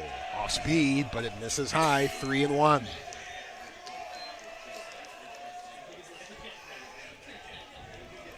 It's a huge pitch. Critical. The 3-1. Lost him. And that brings in another run. Second time tonight that Ben Steck has walked with the bases loaded. 9-0 Santa Clara. It's your number 9 hitter, you know, coming into this game hitting 188 too. You have to go after them if you're these Stanford pitchers. You know, there's freebies, and then there's also just a little, you know, you're just giving them opportunities that you don't want to be giving them ever, let alone when you're down by this many runs. Tentativeness? Yes. And we've seen a lot of confidence on the other end. Yeah. From Ficus to start the game, as well as Souza, who's now in for Santa Clara. I mean, we've seen actually quite a difference in terms of just the presence on the mound. Back to the top of the order we go. Michael O'Hara looks at strike 1 called to even out the count at 1 apiece. O'Hara struck out in the 5th, but reached on a wild pitch. He was the first batter that Ryan Bruno faced in the 5th, and he later came around to score on a 2-run double by Coleman Brigman. Tipped back, 1-2.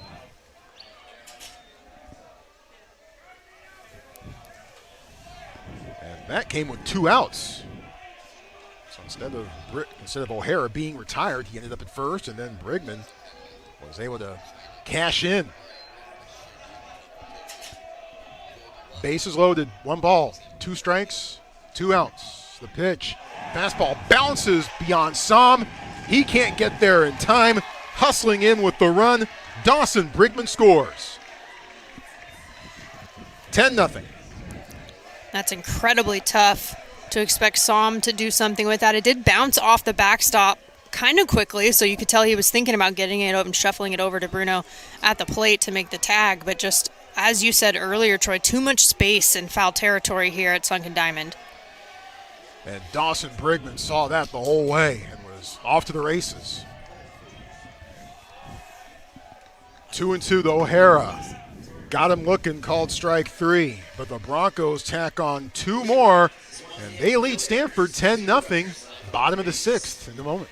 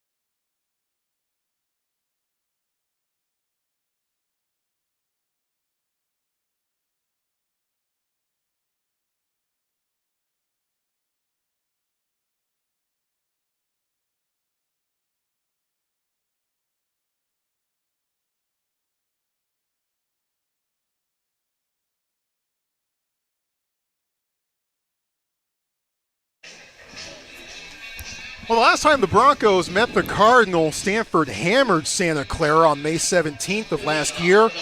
That was a 19-0 final down at Santa Clara. Broncos are trying for revenge, and right now they have a 10-0 lead over Stanford going to the bottom of the 6th. Number 2 ranked team in the country. I mean, I mentioned earlier how they've been really hungry coming into this season. You know, there are renovations going on at their field, so they've had to get scrappy, practicing at high schools and different locations, having to postpone some games. But they really want to play, though. I think one thing that O'Hara mentioned is that they're actually looking at that as almost like a leg up because they've had to go through a little bit of adversity together, and it just brings them closer as a team. Owen Cobb leading things off for the Cardinal. Turns on this one and lasers it foul just above the Santa Clara dugout. 1 ball and 1 strike. Cobb grounded out to second. Back in the 3rd. Schott Stadium currently under renovations. And there is some question as to whether they're going to be able to play their, or actually they're not going to be able to play their home series against Villanova this weekend there, but there's some question as to where they're going to play that. Cobb swings and fouls it off in front of that one, 1-2. Broncos had to play the series against Washington at Mission College. Yep. So, as of right now, they don't quite know where they're going to play that series coming up this weekend against Villanova. Boy, a long road trip for the Wildcats as they're already here in the Bay Area playing Cal. Cobb reaches out, fouls it off. Count stays at 1-2. Well, it also means that the Broncos are used to not necessarily playing at home, even if it's, you know, their home in the scorebooks and that's how the order of the innings works and all of that good stuff. They're used to not necessarily playing at their home stadium, so you can get pretty comfortable then being in other places. The 1-2 from Souza to Cobb. In front of it again. Count stays at 1-2. Now, Santa Clara is scheduled to begin a home series against USD on March the 24th. That's 17 days from now. They do expect to have everything good to go for that one. But They've been redoing the press box, the seating areas. They've torn up the field and put in a new one. Of course, the weather's been a bit of a factor, too. That's been pushing a lot of things back. The 1-2. In front of it again. I think they're going to have a padded fence, a new batter's eye as well, and also for the fans, new chairback seats everywhere all throughout inside the stadium. So it'll be worth it in the end. Yeah. They'll get there. But in the meantime, as of right now, where they play Villanova this week is anyone's guess. 1 ball and 2 strikes to Owen Cobb, who's fouled off the last few pitches, been in front of them all. The 1-2. Tails outside, 2 balls and 2 strikes.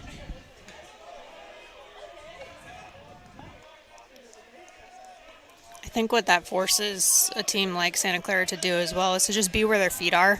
You can't really think too far ahead because you truly don't really know what's going to happen and don't know where it's going to be or what time it's going to be. So it's caused them to be even more present. Swing and a miss. Cobb down on strikes.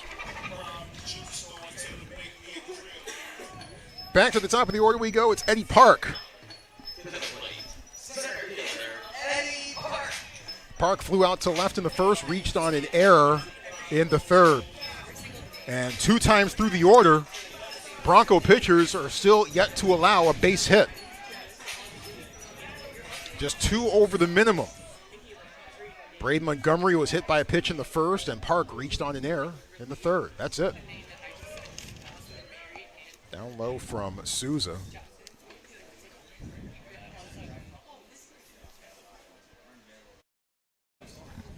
Not the first time that Souza and Ficus have combined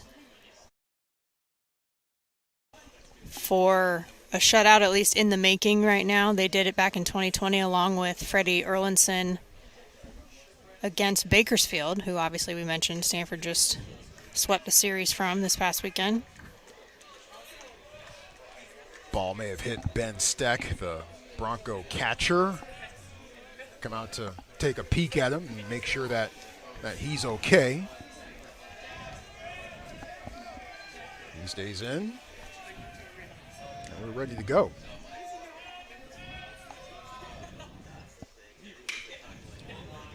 Park fouls that one off. Count now goes to 1 ball and 1 strike. Santa Clara's last win over Stanford was pretty recent. You have to go back to the 2021 season, February 28th of that year, in which the Broncos got the 13-0 win. 1 ball, 1 strike. Pitch down low for ball 1. And they'll play each other again. It's scheduled to be at Santa Clara on May 9th.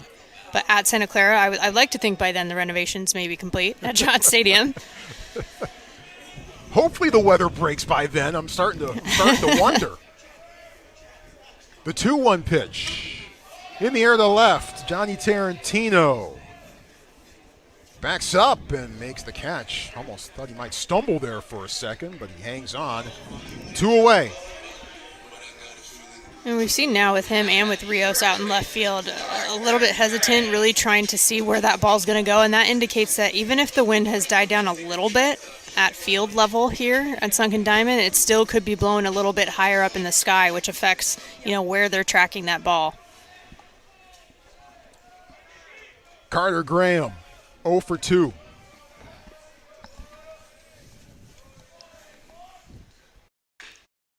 Front of it, fouls it off. 0-1. Stanford has won 8 of the last 10 over the Broncos. Santa Clara wins in February of 2021 and in February of 2020.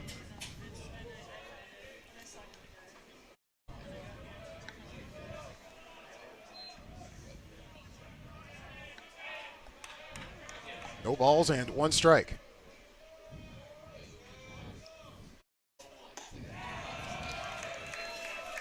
Pitch with movement. 0-2.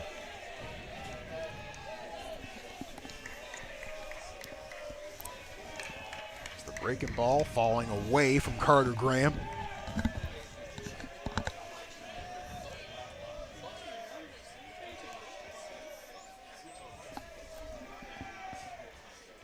The 0-2. On the ground to Williams. Throws to first in time for the out. And Santa Clara silencing the Stanford Bats. 10-0 Broncos after 6.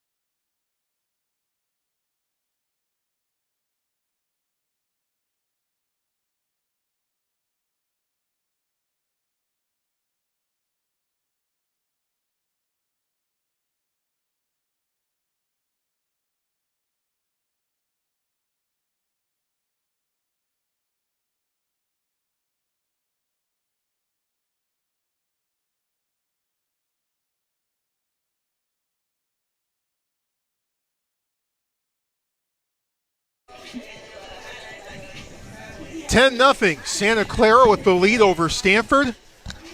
And Torrin O'Haron is on the mound now for the Cardinal. O'Haron, a freshman, righty from Rockland, California, just outside of Sacramento. O'Haron about to make his third appearance of the year. Does have one start, an 0-1 record, an ERA of 33.75. 1 1/3 innings pitched, 4 hits, 5 runs, all earned, 2 walks, 2 strikeouts. Does have a hit batter along the way. O'Haron, in his last outing, got the start a couple weeks ago, a couple Tuesdays ago against the California Golden Bears right here in this stadium, a non-conference game. And got issued the loss. 1 inning pitched, 4 hits, 4 runs, all of them earned, 2 walks, and 1 strikeout on one of the windiest nights in Sunken Diamond history. I think he has some friends and family in the house as well cheering him on. A pocket of fans cheered pretty loudly. Loudest cheers we've heard, I think, from the fans today when he was announced entering the game. Always good to have your crew with you when you take the mound. Well, Santa Clara has been a wrecking crew to this point for this ball game. Although that being said, 10 runs scored on just 6 base hits. Exactly. Now, some of them were timely. So, yes, there were runners on base, maybe some freebies already given, walks, hit by pitch, etc. So, yes, timely hits. Got to give them credit for that, absolutely. But in a lot of ways, Stanford's also shot themselves in the foot a bit. Coleman Brigman delivered one of those timely hits, a 2-run double with 2 outs in the 5th. First pitch from O'Haron is high for ball 1. Torrin O'Haron, first team All-League during his prep career at Rockland High School. That was on the outside corner, called strike 1. So O'Haron, a freshman from the Sacramento area. Malcolm Moore, also a freshman from Sacramento. Would not surprise me if those two cross paths at some point in their respective prep careers. Fastball in there, called strike 2.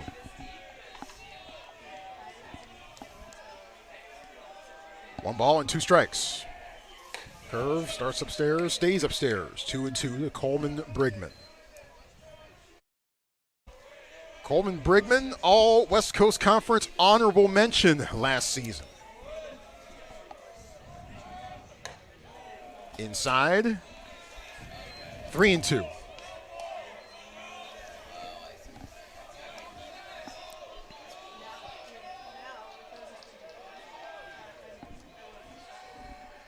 Payoff pitch.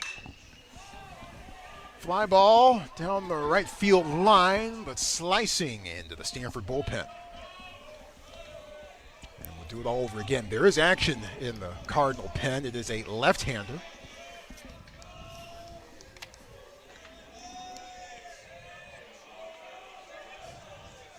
It's Drew Dowd.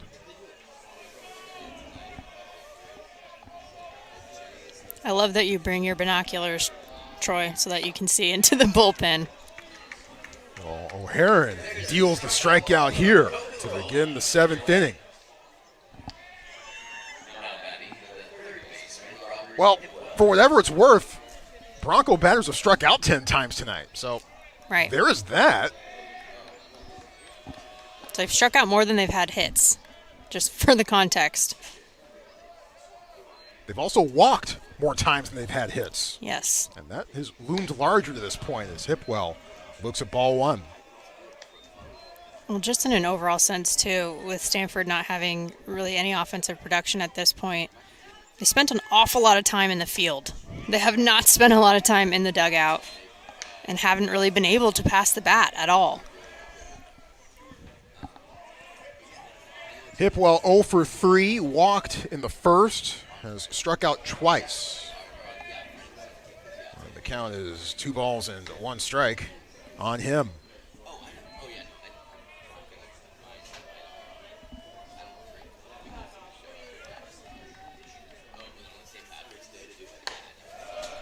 Now 3-1. Final line on Ryan Bruno, 1 in the third, 2 hits, 3 runs, all earned. 2 walks, 5 strikeouts, 1 hit batter, and 2 wild pitches. The 3-1. Just misses, ball 4. 10 walks by Stanford pitchers tonight. So when you talk about the walk to strikeout ratio, it's pretty telling right now for the Stanford Cardinal. Coming into this game, Stanford's strikeout to walk ratio was 2.21. That was 7th in the Pac-12. That number is going to go down after this one, and that's not good. Fouled off, Monzo. First pitch he sees, he's down 0-1. Monzo singled and scored in the 6th inning. Got an infield single, hit one to Owen Cobb that by the time he got there, he just didn't have a throw to make.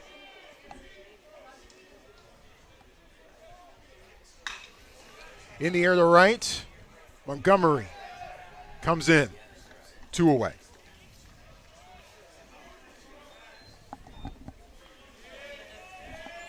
Stanford pitchers have still not gone 1-2-3 against the Broncos so far in this game. That trend will continue in this inning with the walk issued to Hipwell.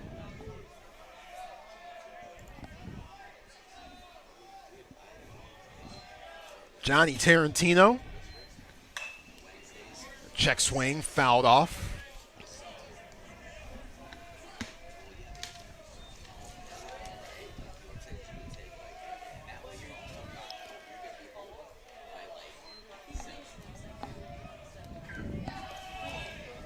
The 0-1.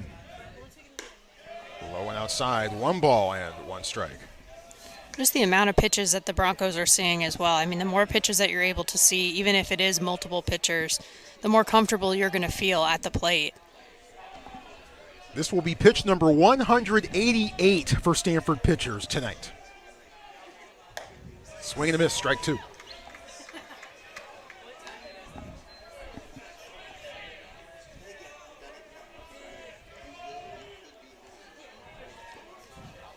.188 total pitches, 101 strikes, 102 strikes, check that.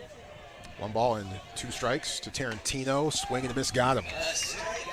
So 1 on for Santa Clara, but that's all they can do. A couple strikeouts for Torrin O'Haron. Time to stand and stretch. Here it's sunken. Broncos lead the Cardinal 10-0.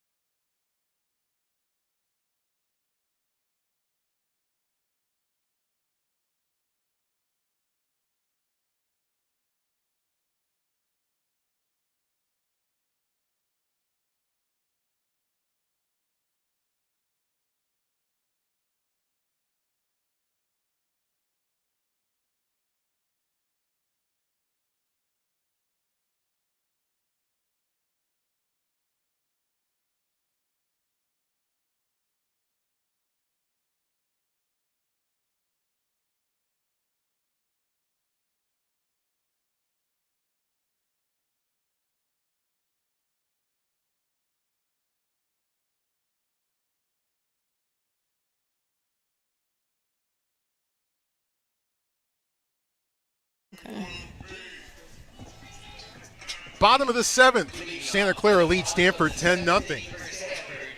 Troy Clarity and Jenna Becerra with the call for you here on pac-12.com and gostanford.com. Braden Montgomery was hit by a pitch in the first inning, grounded out to second in the 4th. Just one of 2 base runners for the Cardinals so far tonight. Stanford pitchers have thrown 189 pitches. This next one by Souza will be number 77 for Santa Clara. It's outside for ball 1. Because you mentioned the 10 strikeouts the Stanford pitchers have had, but also the walks equally. But then also 2 hit by pitch for the Stanford pitchers as well. So there's just a huge difference, almost over 100 pitches difference between the 2 staffs. Montgomery fouls it off. 1-1. Yeah, the differences are just stark comparing how the pitching staffs have fared respectively for each team. 1 ball and 1 strike to Braden Montgomery. Waves at it, goes around 1-2. And again, tip of the cap to Santa Clara. Yes.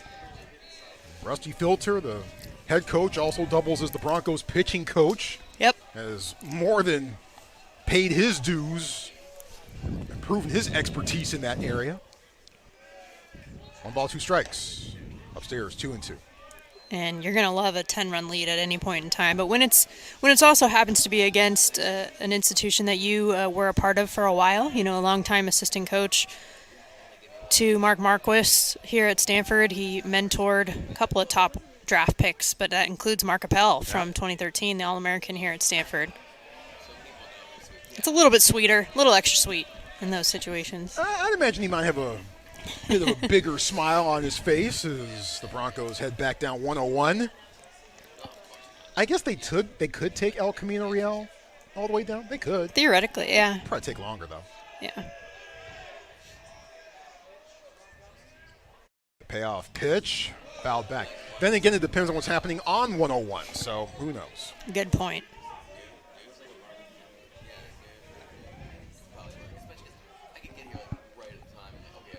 But really, yeah, this is, when you look at what the Broncos have done tonight, this is the number 2 team in the country. This is a team picked to take the Pac-12. This is a team that won the Pac-12 last year in the regular season and in the tournament. They're the last Pac-12 team standing, and they went to Omaha, and they've done so in back-to-back seasons. This is a big win if they're able to pull it off in the end. Montgomery takes first. And with that being said, with all of those accolades and the stats and on paper, Stanford's also better than this. This is something where they're going to definitely have a lot of notes to take moving forward, especially starting Pac-12 play. Yep. Again, especially offensively, because such a big difference going from 24 runs you're scoring on Sunday and then just 2 days later you haven't scored any yet, at least here in the 7th. That's the biggest piece, I think, because pitching they knew was a work in progress, but the hitting piece has been what's been missing. Malcolm Moore comes to the plate. He's 0 for 2. As Braden Montgomery walked. That one's a fly ball, left field. Tarantino coming in and goes down to make the catch for the first out. By the way, that walk to Montgomery broke a streak of 10 straight batters retired by Santa Clara pitchers.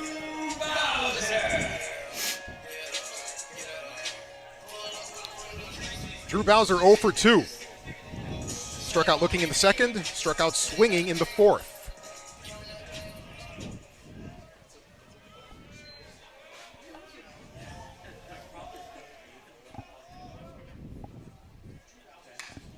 Fouled off. Bowser down 0-1. And look, and I often say this, when it's a situation like this, you play enough baseball during the course of a season. You play, 50 games? 60 if you're really lucky? Yep. You're going to have a day and a night like this at some point, at least one. It happens. Well, everyone's human, really, at the end of the day. What did Alberto Rios tell the Associated Press? Baseball happens. Yeah. That can go one way or the other.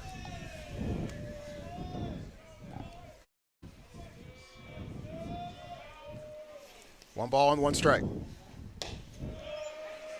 Misses low and outside from Souza. Count goes to 2-1.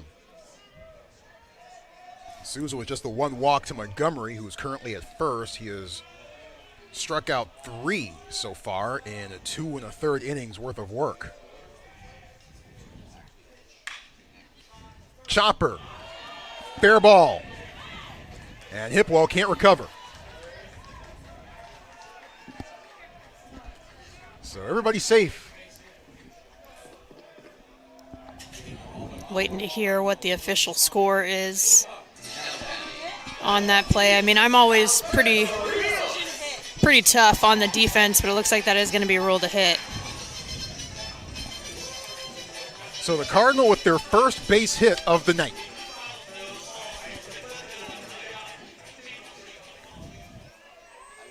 And it comes in the bottom of the 7th. Alberto Rios 0 for 2. Looks at the fastball down low from Souza for ball 1. So the no-hit bid for the Broncos comes to an end. And yeah, that would have been a tough play for Hipwell to try to complete, although the ball wasn't his glove. Right. Didn't put the clamps on it. Outside corner called, strike 1. So you would have gone E5. Yes. From the sound of it. But that's because I'm tougher on the defense. You know, to me, because it did hit him in his glove, I think if he's clean with it, and I think the mistake was mainly on the transfer actually from when he caught it versus trying to get the throw off, he probably would have got him out with a strong arm from the left side. So, and even if you're Stanford too, you need more than 1 hit to win a ball game, right? So they want to keep stacking these. You're such a stickler.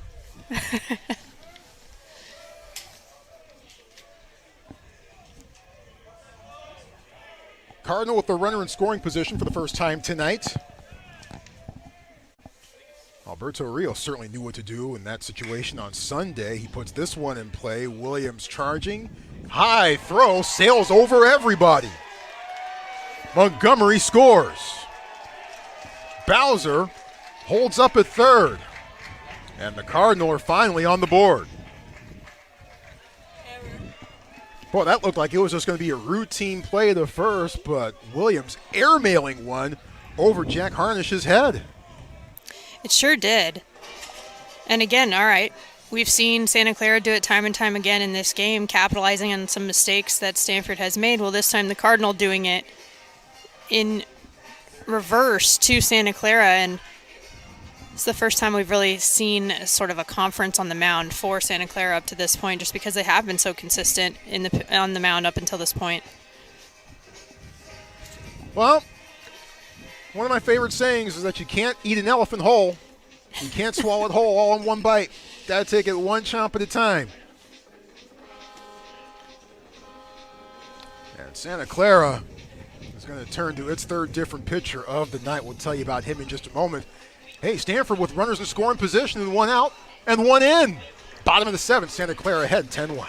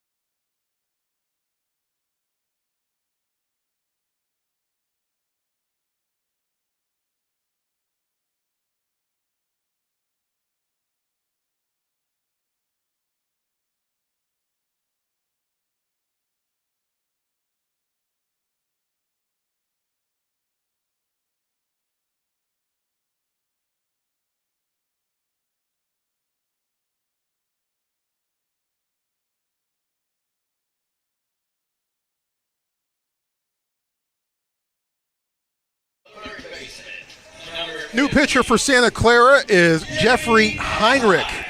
redshirt junior from Brentwood, California. Heinrich, making his 4th appearance of the year, has an ERA of 12, 3 innings pitched, 5 hits, 4 runs, all earned, 1 walk, 1 strikeout. Opposing batters hitting .357 against Heinrich, who comes on for August Souza. Stanford has pushed 1 across here in the bottom of the 7th. Runners at 2nd and 3rd with 1 out, and Jimmy Nadai, who got a 2-run single on Saturday against Cal State Bakersfield to break open what was a tie game at that point. And Stanford went on to beat the Roadrunners that day, hoping for a similar situation here. Watches the 2nd pitch go outside. 2-0 from Jeffrey Heinrich. Pitched on Saturday against UCSD in relief. 2/3, 2 hits, 2 runs, both earned, and a walk. The 2-0 to Nadai. Off speed. In the air and fouled. Doinks off the top of the Stanford dugout. And the count goes to 2 balls and 1 strike. And what I love to see, you look at Nadai's stats, he's hitting .214 coming into this at-bat, but with runners on, .375, and with runners in scoring position, .333. So I think that's always an interesting thing to look at when you consider, okay, well, how clutch is somebody? You see the overall batting average, but when it becomes situational, that's another layer of context. 2-1.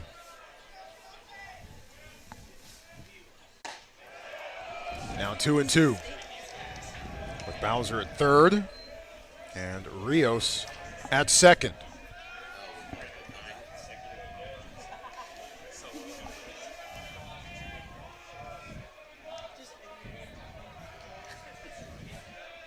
The 2-2 from Heinrich.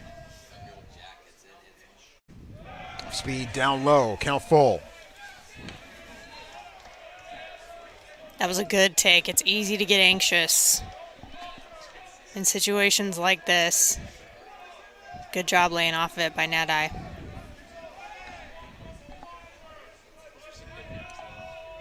Full count, and the pitch, nubbed, foul.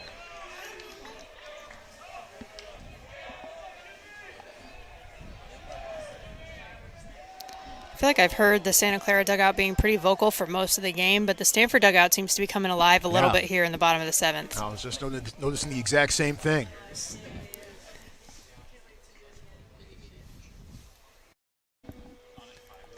Dawson Brigman and Jack Harnish, the Bronco 2nd baseman and 1st baseman respectively, exchanging notes with Jeffrey Heinrich.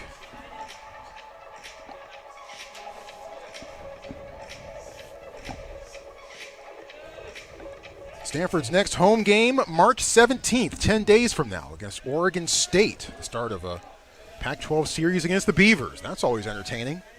I expect a lot of Beaver fans in the house for that one. 3 balls and 2 strikes to Jimmy Nadai. The pitch. Fouled back. Yeah, that'll be an interesting meeting just after considering what went down at the Pac-12 tournament last year between the Beavers and the Cardinal. Beavers made it to Supers last year as well. Stanford, the only Pac-12 team to advance to the World Series. But I think a cool little rivalry that's emerged between the two in the past couple of years. No doubt about that. The 3-2 outside, ball 4. And Nadai coaxing that walk from Heinrich.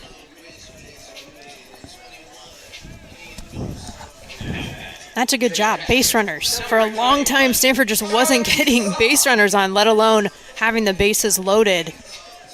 In this situation with less than 2 outs, this is the biggest opportunity that Stanford has had offensively up to this point. Charlie Somm with a couple of ground outs to 3rd.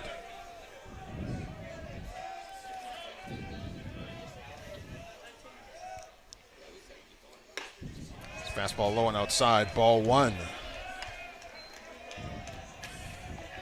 Somm's brother Jake plays for UCLA. while we're looking ahead in the Stanford schedule, a reminder that the Bruins come to Sunken in late April.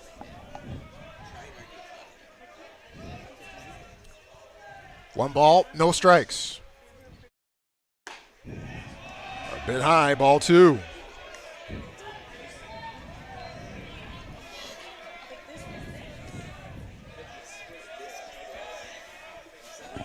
Pitch selection has improved a bit here for Stanford, obviously drawing the walk, but even just taking those first two pitches by Som. Yeah, that was impressive work by Nadai. Yes. The 2-0. Off speed in there, called strike one.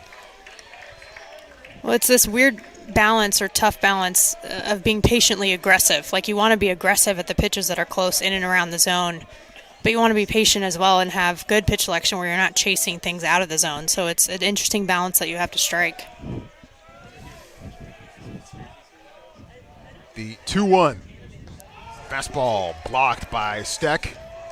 Count now 3-1. Patiently aggressive. I like that. I want to say the first time I heard that was from my dad, so I got to give credit. I got to give credit there. Well done, Pops.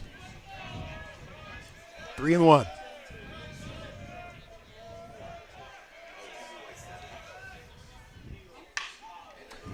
In play to first. Harnish can't get there, and he shovels it to no one in particular. Bowser scores. Rio scores. And the Cardinal get two more on the board. And sometimes when it's a tough day at the plate, you just try to capitalize on mistakes that the other team makes. And they were doing a great job through the first 6 innings. Santa Clara was, in terms of being really just precise on the mound as well as defensively. But Stanford just chipping away a little bit. And this is the thing, is like, good things happen when you put the ball in play, too. That's been the difference as well. Broncos came into this game with a .967 fielding percentage as a team. That was 4th in the West Coast Conference. Entering today, they've committed 4 errors so far in this one. And Owen Cobb is a guy who's proven that he can keep it going. As that pitch from Heinrichs is high for ball one. Well, still less than 2 outs as well. Yep.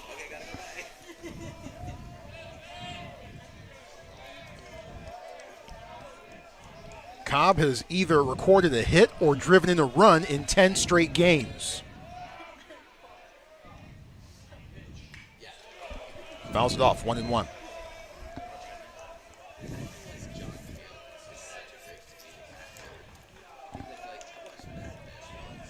Charlie Som.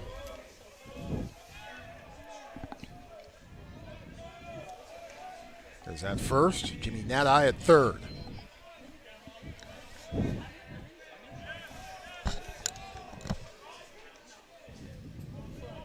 The 1-1. Off the fist. Backing up Hipwell. Makes the catch.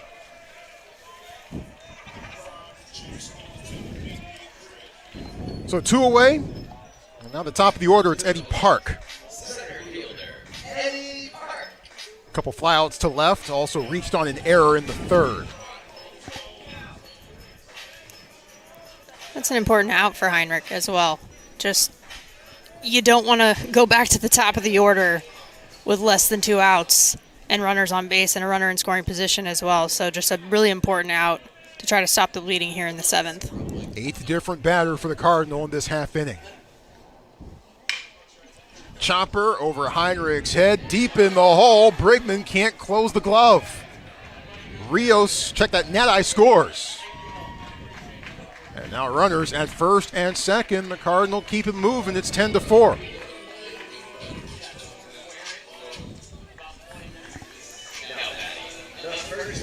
Just a well-placed ground ball. Really the second official hit for Stanford after the one that Hipwell kind of bobbled a little bit over at third base.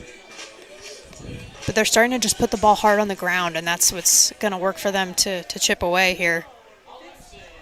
Now cutting the lead to just 6. Carter Graham, the batter, waits on it, and it's ball 1. Graham 0 for 3. Cardinal with 2 base hits tonight, both coming in this half inning.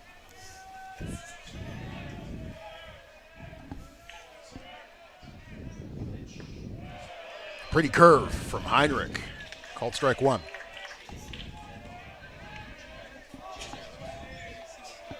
Heinrich's older brother Ethan pitched for Santa Clara. Had 4 appearances last year before an injury ended his graduate season.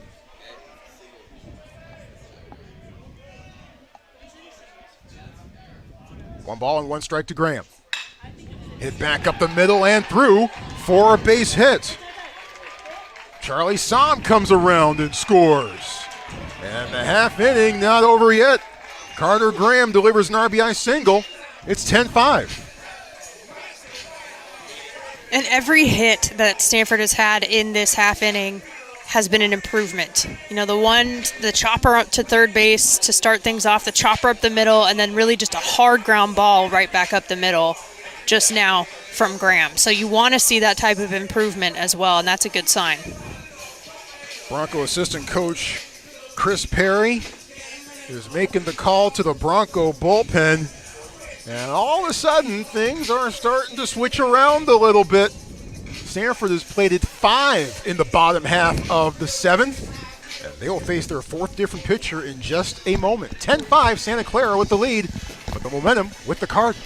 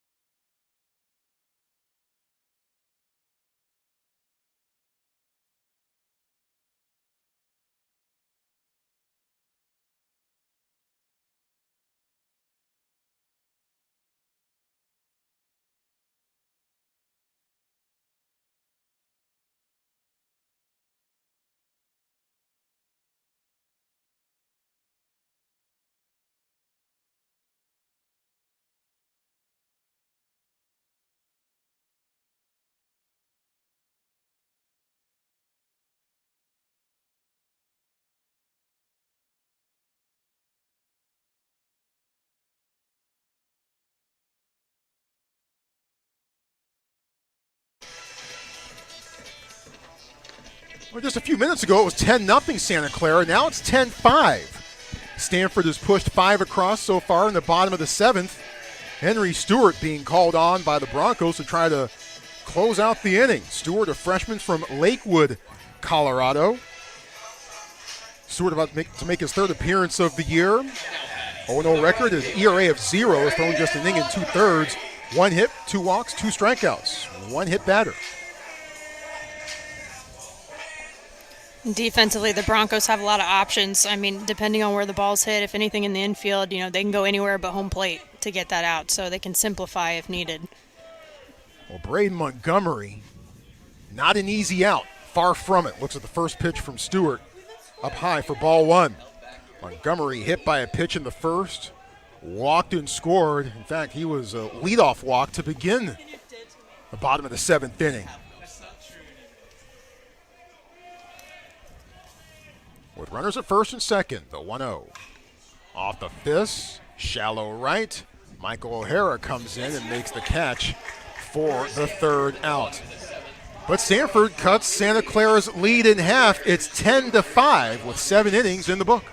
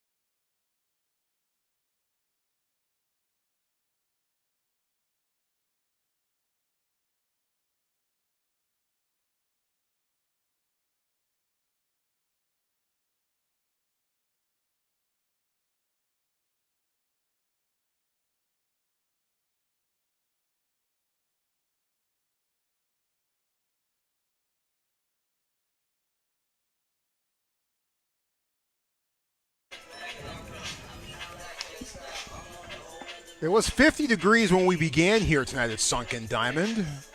Right now it's 42. Bit chilly here on the farm, but Stanford started to heat up a bit in the bottom half of the 7th inning. Santa Clara with a 10-5 lead, but Stanford with their first hit and first runs of this game in the bottom of the 7th. Now can they keep it a 10-5 game by the time they pick up the bats again in the bottom of the 8th? We'll find out. Torrin O'Haron still on the mound for the Cardinal. Dawson Brigman to lead things off for Santa Clara. It's been an eventful evening for him.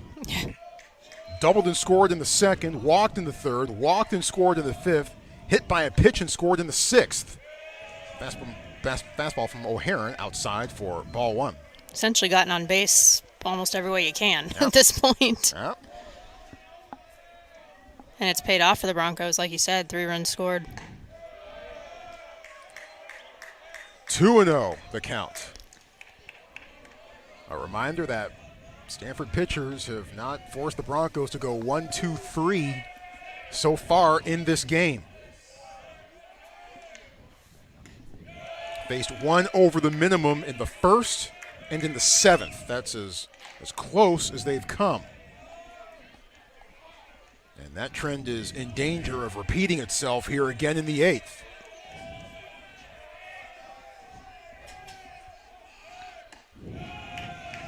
Dawson Brigman walks on 4 pitches. Talked about how the Broncos and Ficus were able to just shut it down in the bottom of the 2nd inning after they put up a 3 spot in the top half of the inning. Stanford really needs to do that here in the top of the 8th if they want to have a shot, because crazier things have happened. This being a 5-run ball game, they know how to score runs. This game is not necessarily over. But now they have to work their way out of the dreaded leadoff walk. Are we about to see our 7th different pitcher for Stanford tonight? There is action in the Cardinal bullpen. Maybe, and it would be the 11th overall pitcher in this ballgame. Yep. 7 for Stanford, like you said. Well, a long time ago, Trevor Moore, the freshman from Golden, Colorado, got the start, went 1+. It was a long time ago. It was about 3 hours ago. But who's counting? Since then, Nicholas Lopez, Joey Dixon, Max Meyer, Ryan Bruno, and now Torrin O'Haron. Drew Dowd was warming up earlier in the Stanford bullpen.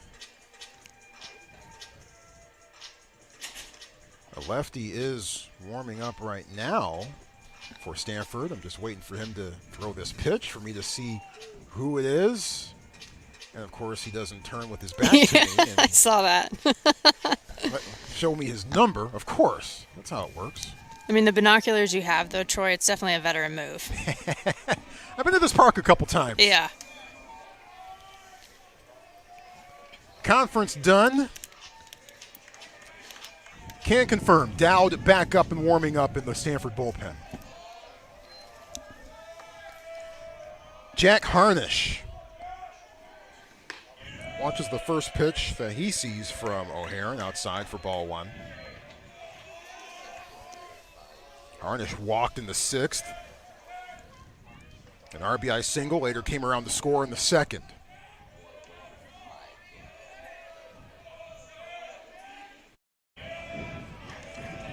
In there, called strike 1. I think the ideal for Stanford at this point is to produce a double play ball. Again, let the defense behind you work a little bit. 5 straight balls in there for a strike just now. Som trying to get it back. He does, but can't get a throw off to second in time.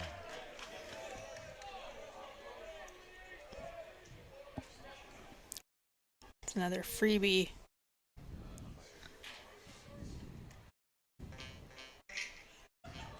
Umpires conferring. I have to say, I think, I'm not sure how much people can hear this on the stream, but I don't know if I've ever heard Laffy Taffy playing when the umpires are meeting in the middle of the field before. I'm not going to lie. It's a bit of a guilty pleasure. November 2005. What a time. What a time. What a time. 2 balls and 1 strike. With a runner at second, nobody out. Bunt. Fouled back, 2-2. That song went to number 1, by the way, on the Billboard Hot 100. You would know that. Went to number 1, oddly enough.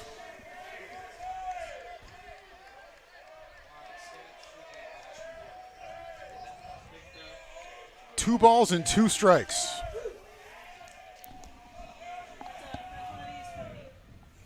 Swing and a miss. Strike 3. O'Haron with his 3rd strikeout of the night, all swinging. Has also walked 2 batters. So in some ways, feast or famine of sorts for O'Haron. Dawson Brigman at second after walking and advancing on a wild pitch. Malcolm Williams with an RBI double in the 5th. Later came around to score.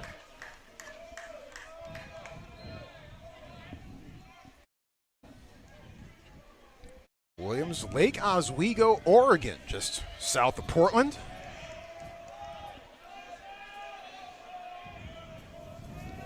Faces the 1-0. High strike called, 1-1. Lake Oswego, Tualatin. Beaverton's more west side.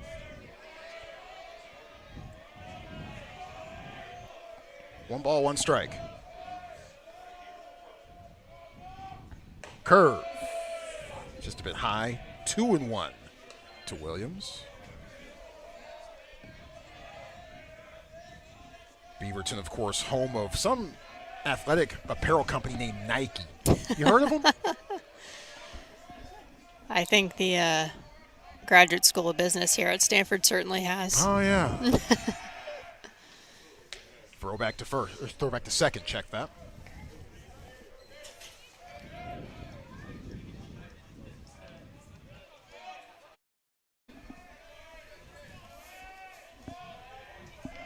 Two balls, 1 strike.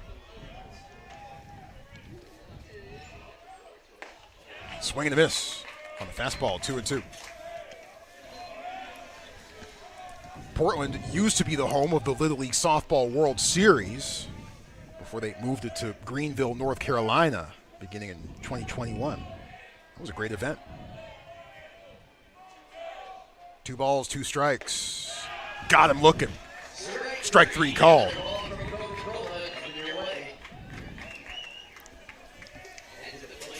First one where they've found him looking.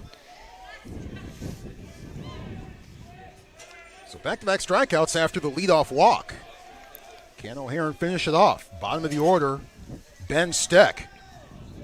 And that would be huge, to leave a runner stranded in scoring position and just attack the bottom of this order. Wipe the slate clean for the top of the 9th. Let your hitters get back in there and pick up the bats. Steck has driven in 3. He has walked twice with the bases loaded. Also, an RBI single and scored in the 5th. Evens out 1 ball and 1 strike.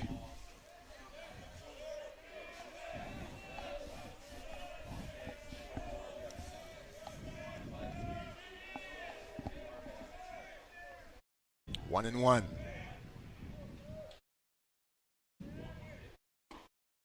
Swing and a miss.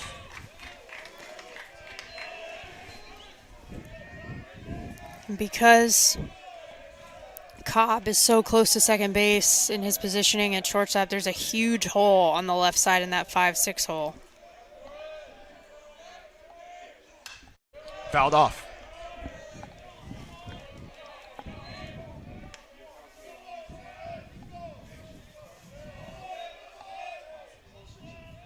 Dawson Brigman walked.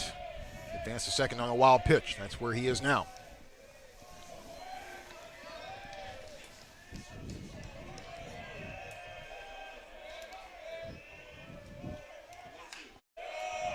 Steck stays alive.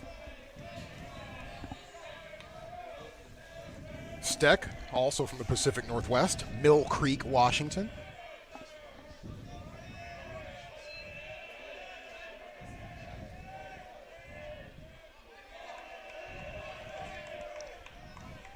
Sam setting up on the outside of the plate. The 1-2 up high, but inside as well. 2-2.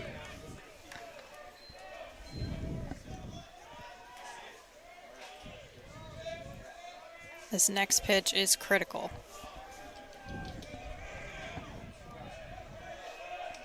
Part of me thinks that we've reached the point where they're all critical for Stanford now. Fair. And now the count full.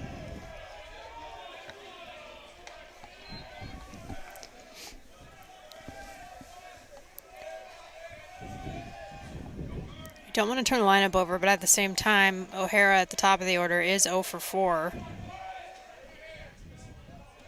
0 for 5, but he did get on base and score on the drop third strike in the 5th. High, just outside, ball 4. O'Hara lost him.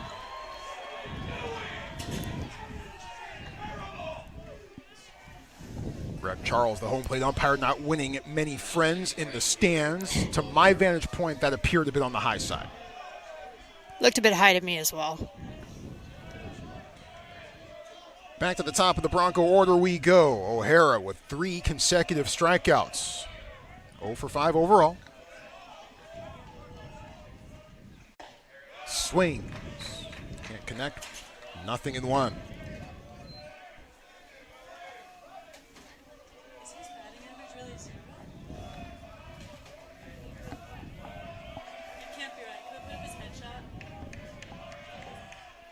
No balls, 1 strike, with 2 on and 2 out. Pitch just a bit outside, 1-1. Really want to try to get this out at the plate here. Considering, yes, 0 for 5 has struck out a few times versus Brigman on deck, who had the RBI double back in the 5th inning. Count now 2-1 as O'Hara tries to figure a way out of this. Had the leadoff walk, responded with back-to-back strikeouts. Worked Steck to a full count, but lost him. And now the 2-1 to O'Hara. High strike called, 2-2. I think with 2-2, 2 outs here, you just go right after him with this next pitch. Attack in the strike zone. 2-2. Try to take something off of it now, and the count full.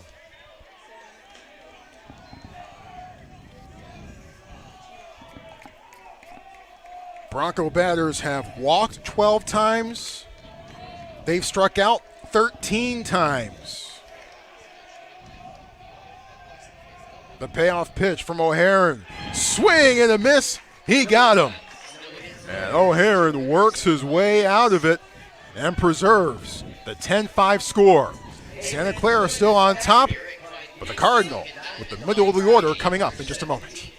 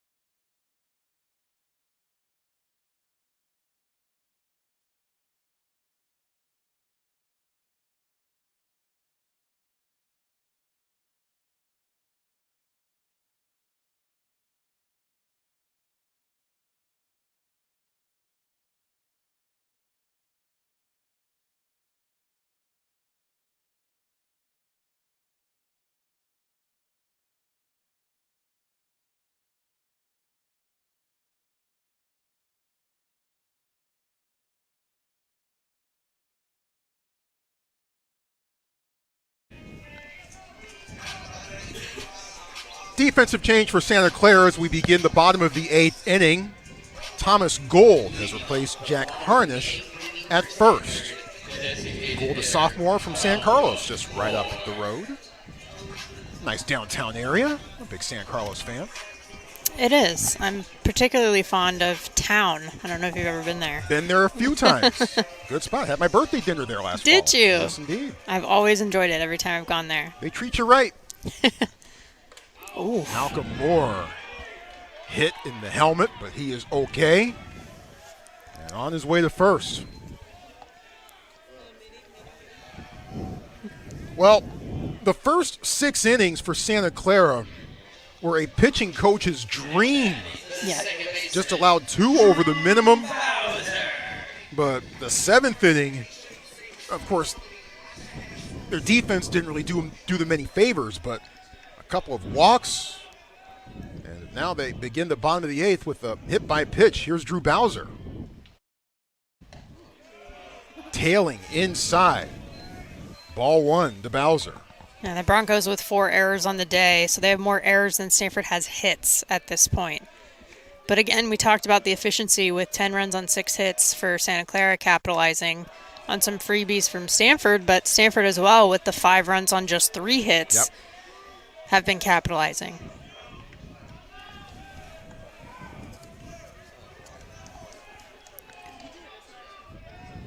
Drew Bowser singled and scored in the 7th. He actually got Stanford's first base hit of the day. That came in the bottom of the 7th inning, a tapper to third. That was a tough play for Robert Hipwell to make. Ben Steck is heading over to have a chat with Henry Stewart. Boy, Stewart's stuff has been pretty lively, but it just hasn't found the strike zone so far in this frame. It definitely has a lot of movement. Just hasn't had the control. Jared Ficus was the starter for the Broncos. 4 shutout innings, no hits allowed, no walks, 3 strikeouts. August Souza went 2 1/3, gave up 3 runs, but none of them were earned.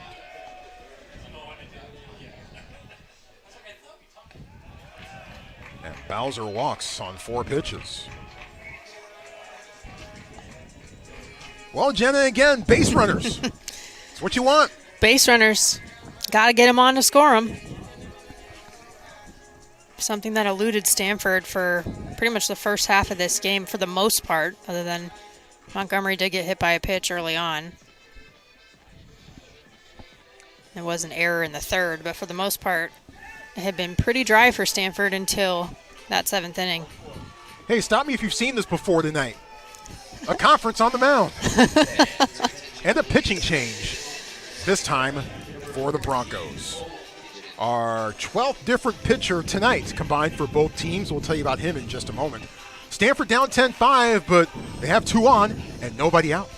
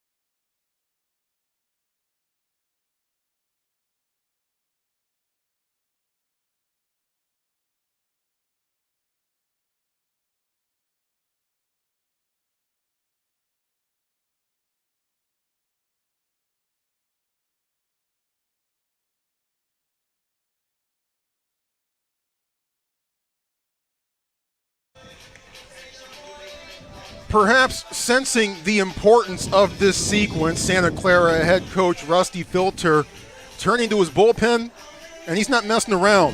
He's bringing the reigning West Coast Conference Pitcher of the Week, Cole Kitchen. Senior from Woodland Hills, California, about to make his 4th appearance of the season. His first in relief. Has a 2-0 record and a 3.14 ERA. 14 in the 3rd innings pitched, 6 hits, 5 runs, all earned, 10 walks, 16 strikeouts. Opposing batters hitting 128 against Kitchen. 1 wild pitch and 2 hit batters. Kitchen on Friday at UC San Diego. 7 shutout innings, or at least 7 innings. Did not allow a run. 8 strikeouts against the Tritons. And for those efforts, he was named the West Coast Conference Pitcher of the Week. Only gave up a pair of hits to the Tritons as well during that time. So if anyone is able to shut down this inning, it would be Cole Kitchen. So the Friday night starter on the hill for the Broncos. He deals first pitch strike to Alberto Rios, who reached on an error in the 7th and later came around to score on an error by the first baseman.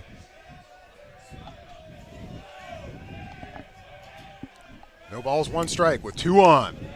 That's up high, 1-1. Malcolm Moore hit by a pitch. He's at second. Drew Bowser walked on 4 pitches. He is at first.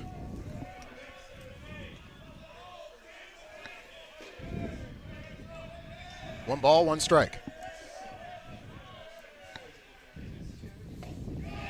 That one's pumped in there, 1-2.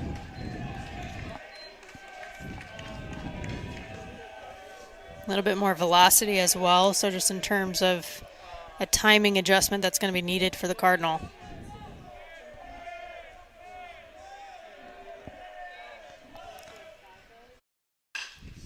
In the air to right, going back, O'Hara makes the grab, and everybody stays put.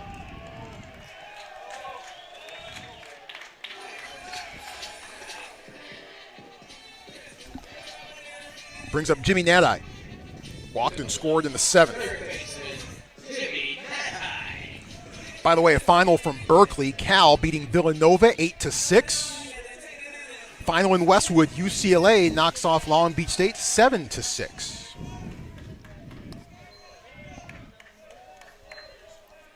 Two on and 1 out for Nadai.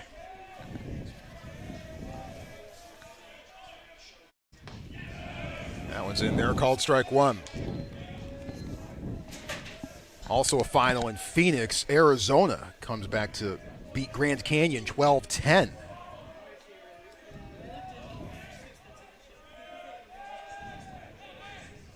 No balls and 1 strike to Nadai. Fouled off. Gold giving chase, but the ball lands well out of his reach. No balls and 2 strikes.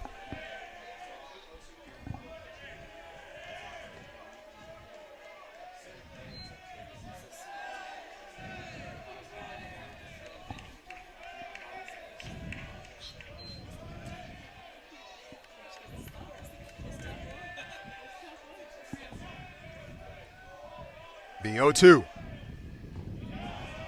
Blocked by Steck. Nobody going anywhere.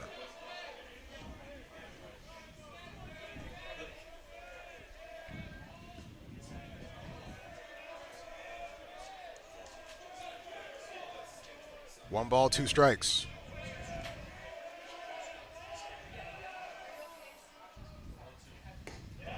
Now 2-2, low and outside.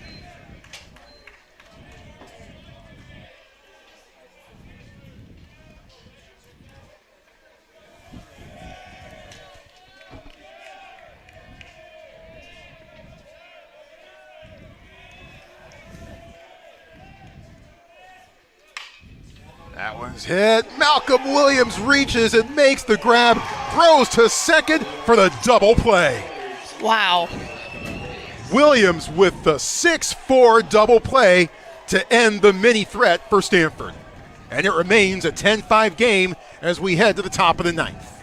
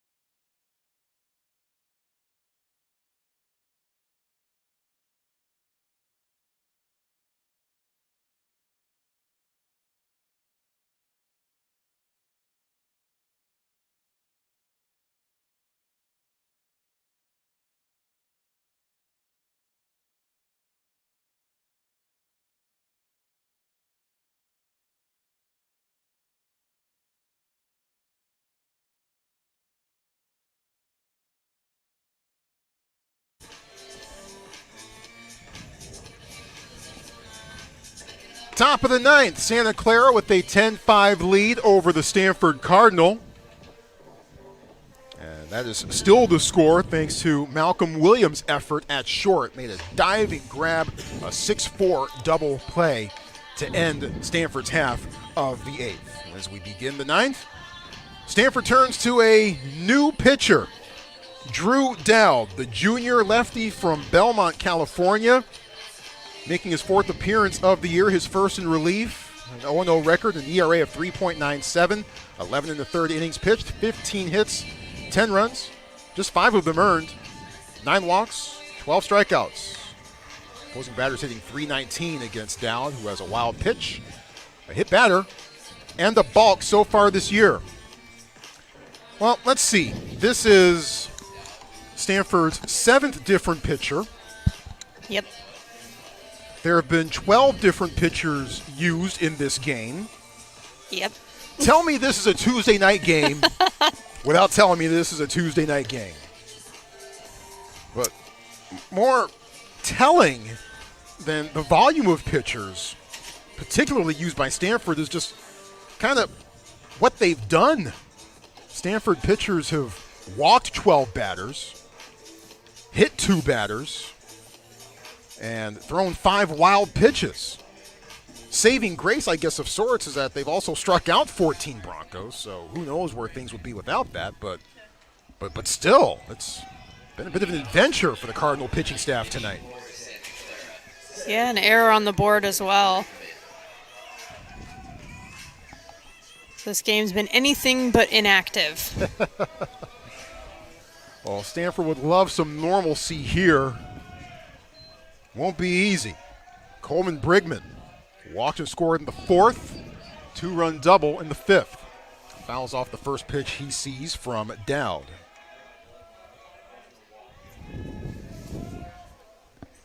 He was one of the 5 Broncos named to the All-West Coast Conference team last year, including Cole Kitchen, who's on the mound for Santa Clara now. Coleman Brigman looks at strike 2. Dowd, known for his curve, went 4+ against Cal State Bakersfield on Saturday. No decision in the start against the Roadrunners. The 0-2. Now 1 ball and 2 strikes. Back in 2021, Dowd threw 4 scoreless innings in relief against UCLA. Struck out 3 Bruins that day. A 1-2. Fly ball, right field. Montgomery makes the catch.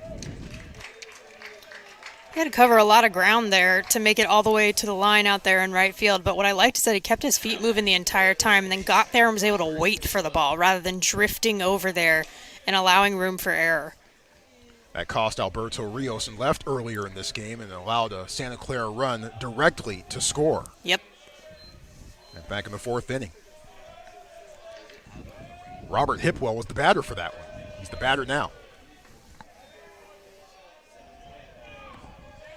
Hipwell has walked twice and struck out twice.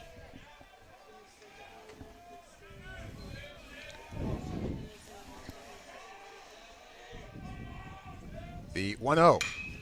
Fly ball to left. Rios going back at the track and makes the running grab. 2 away. And he actually did a better job that time of keeping his feet moving. That was a nice adjustment. Looked kind of similar, actually, to what Montgomery did in right, but just down the left field line in the corner. So that's a good adjustment. Rios making the catch by the Pac-12 logo in left.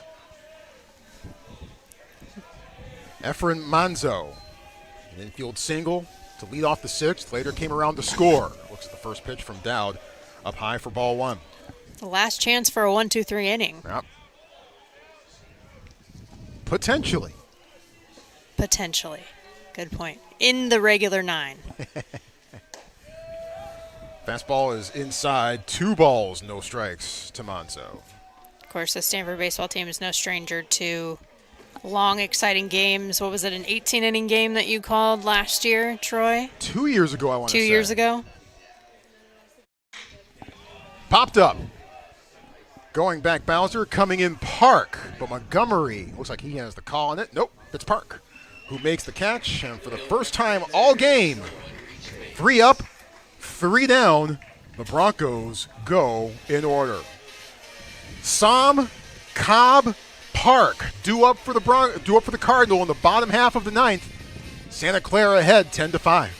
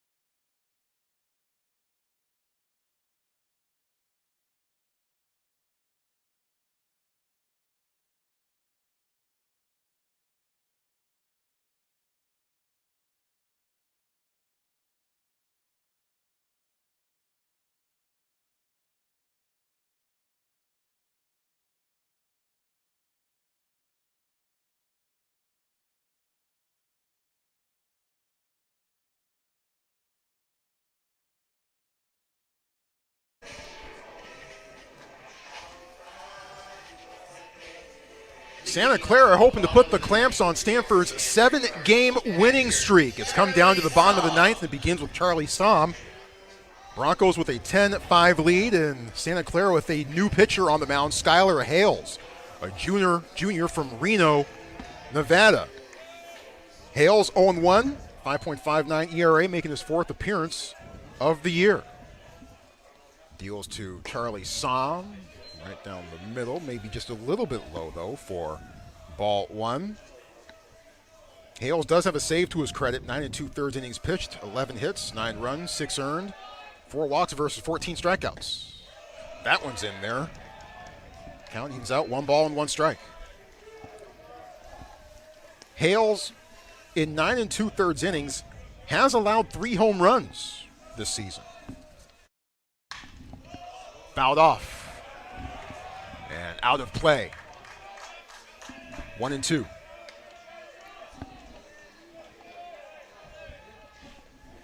The Hales family pretty familiar with the Pac-12 as well. His dad, Bradley, swam at UCLA in the late 70s, early 80s. The 1-2. Fouled off again. Last year, Hales, in an appearance against San Jose State, struck out 10 Spartans and was named All West Coast Conference honorable mention. Not just for that performance, I'm sure, but also for other things he did throughout the course of the year. The 1-2. Fastball low and outside, 2-2. Yeah, he struck out 10 in 6 innings at Pacific. Just a couple of weeks later, too. 2 balls, 2 strikes. Got him. Pulled the string. Big first out. And a big pitch in a big spot for Hales. Owen Cobb's streak of either recording a hit or driving in a run in 10 straight games is in jeopardy, as he is 0 for 3 so far today. Right now, above everything else, he just wants to get on base. He looks at strike 1.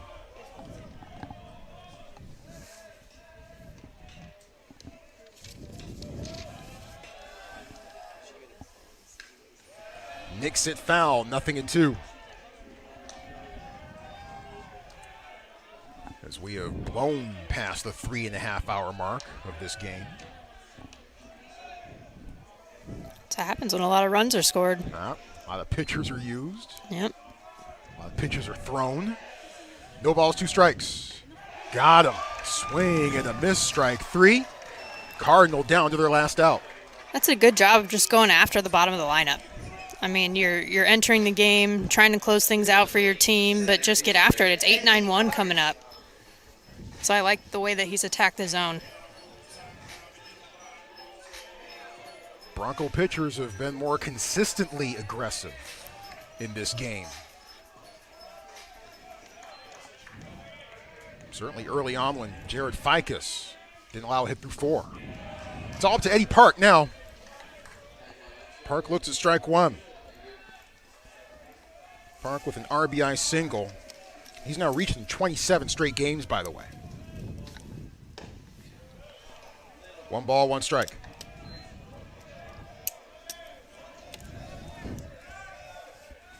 Carter Graham is on deck should his services be needed.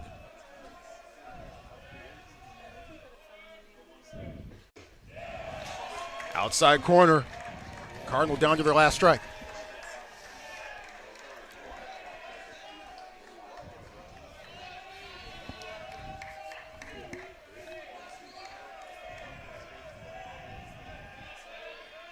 The 1-2 from Hales. Waves at it, goes around, and it's a final. The Broncos go up 10-0, and they hold on from there and beat the Stanford Cardinal. The final score, Santa Clara 10, Stanford 5. The Cardinals' win streak halted at 7. They fall to 9-3 on the season, while Santa Clara gets a win, their 3rd over Pac-12 competition this season, and they go up to 6-4 on the year. Santa Clara aggressive early, taking advantage of mistakes by Stanford pitching. And they got out to a 10-0 lead with 3 in the 2nd, 1 in the 4th, 4 in the 5th, and 2 more in the 6th. Stanford clawed back, made it intriguing, got 5 of their own in the bottom half of the 7th inning, but a crucial diving grab, a 6-4 line-out double play at the bottom of the 8th inning, perhaps closing the door for Stanford, and the Broncos able to hold on from there. And the Broncos just looked fantastic on the mound with Ficus and Souza, especially in the first 6 innings of this game, really not allowing hits from Stanford. Just such a potent offense. We've said it so many times because of how crazy it is that they scored 24 runs just on Sunday. And the struggles on the mound, though, for Stanford continue a little bit, and they had quiet bats in addition to that. It's really hard to win a ball game when that's the case. But one positive for Stanford to take moving forward into the USC series is that they did show a little bit of life offensively and did put 5 up on the board. Jared Ficus gets the win. His record goes up to 1-0 on the season. Trevor Moore gets the loss for the Cardinal, the freshman from Golden, Colorado. Eddie Park 1 for 5 with an RBI. Carter Graham 1 for 4 with an RBI. Overall, though, for Santa Clara, 10 runs on just 6 hits, 4 errors, and Stanford 5 runs on 3 hits and 1 error. 15 runs combined for both teams on 9 base hits. It's pretty wild and telling. That tells you a whole lot right there. Well, not Stanford's night. They'll be back at it, and the next time they hit the field, it will be in Pac-12 play. They head on the plane and head down to L.A., Dato Field, to take on those USC Trojans. Stanford USC is always a big deal, no matter what the sport. Stanford and USC coming up this weekend for a 3-game set down in Los Angeles. But tonight it's the Broncos getting a 10-5 win over the Cardinal and snapping Stanford's 7-game win streak. On behalf of our Pac-12.com and GoStanford.com broadcast crew, my broadcast partner, Jenna Becerra, I'm Troy Clarity. Thanks much for hanging out with us here on this Tuesday evening. Once again, the final score, Santa Clara 10, Stanford 5. Stay safe, stay healthy, stay sane, and go Cardinals.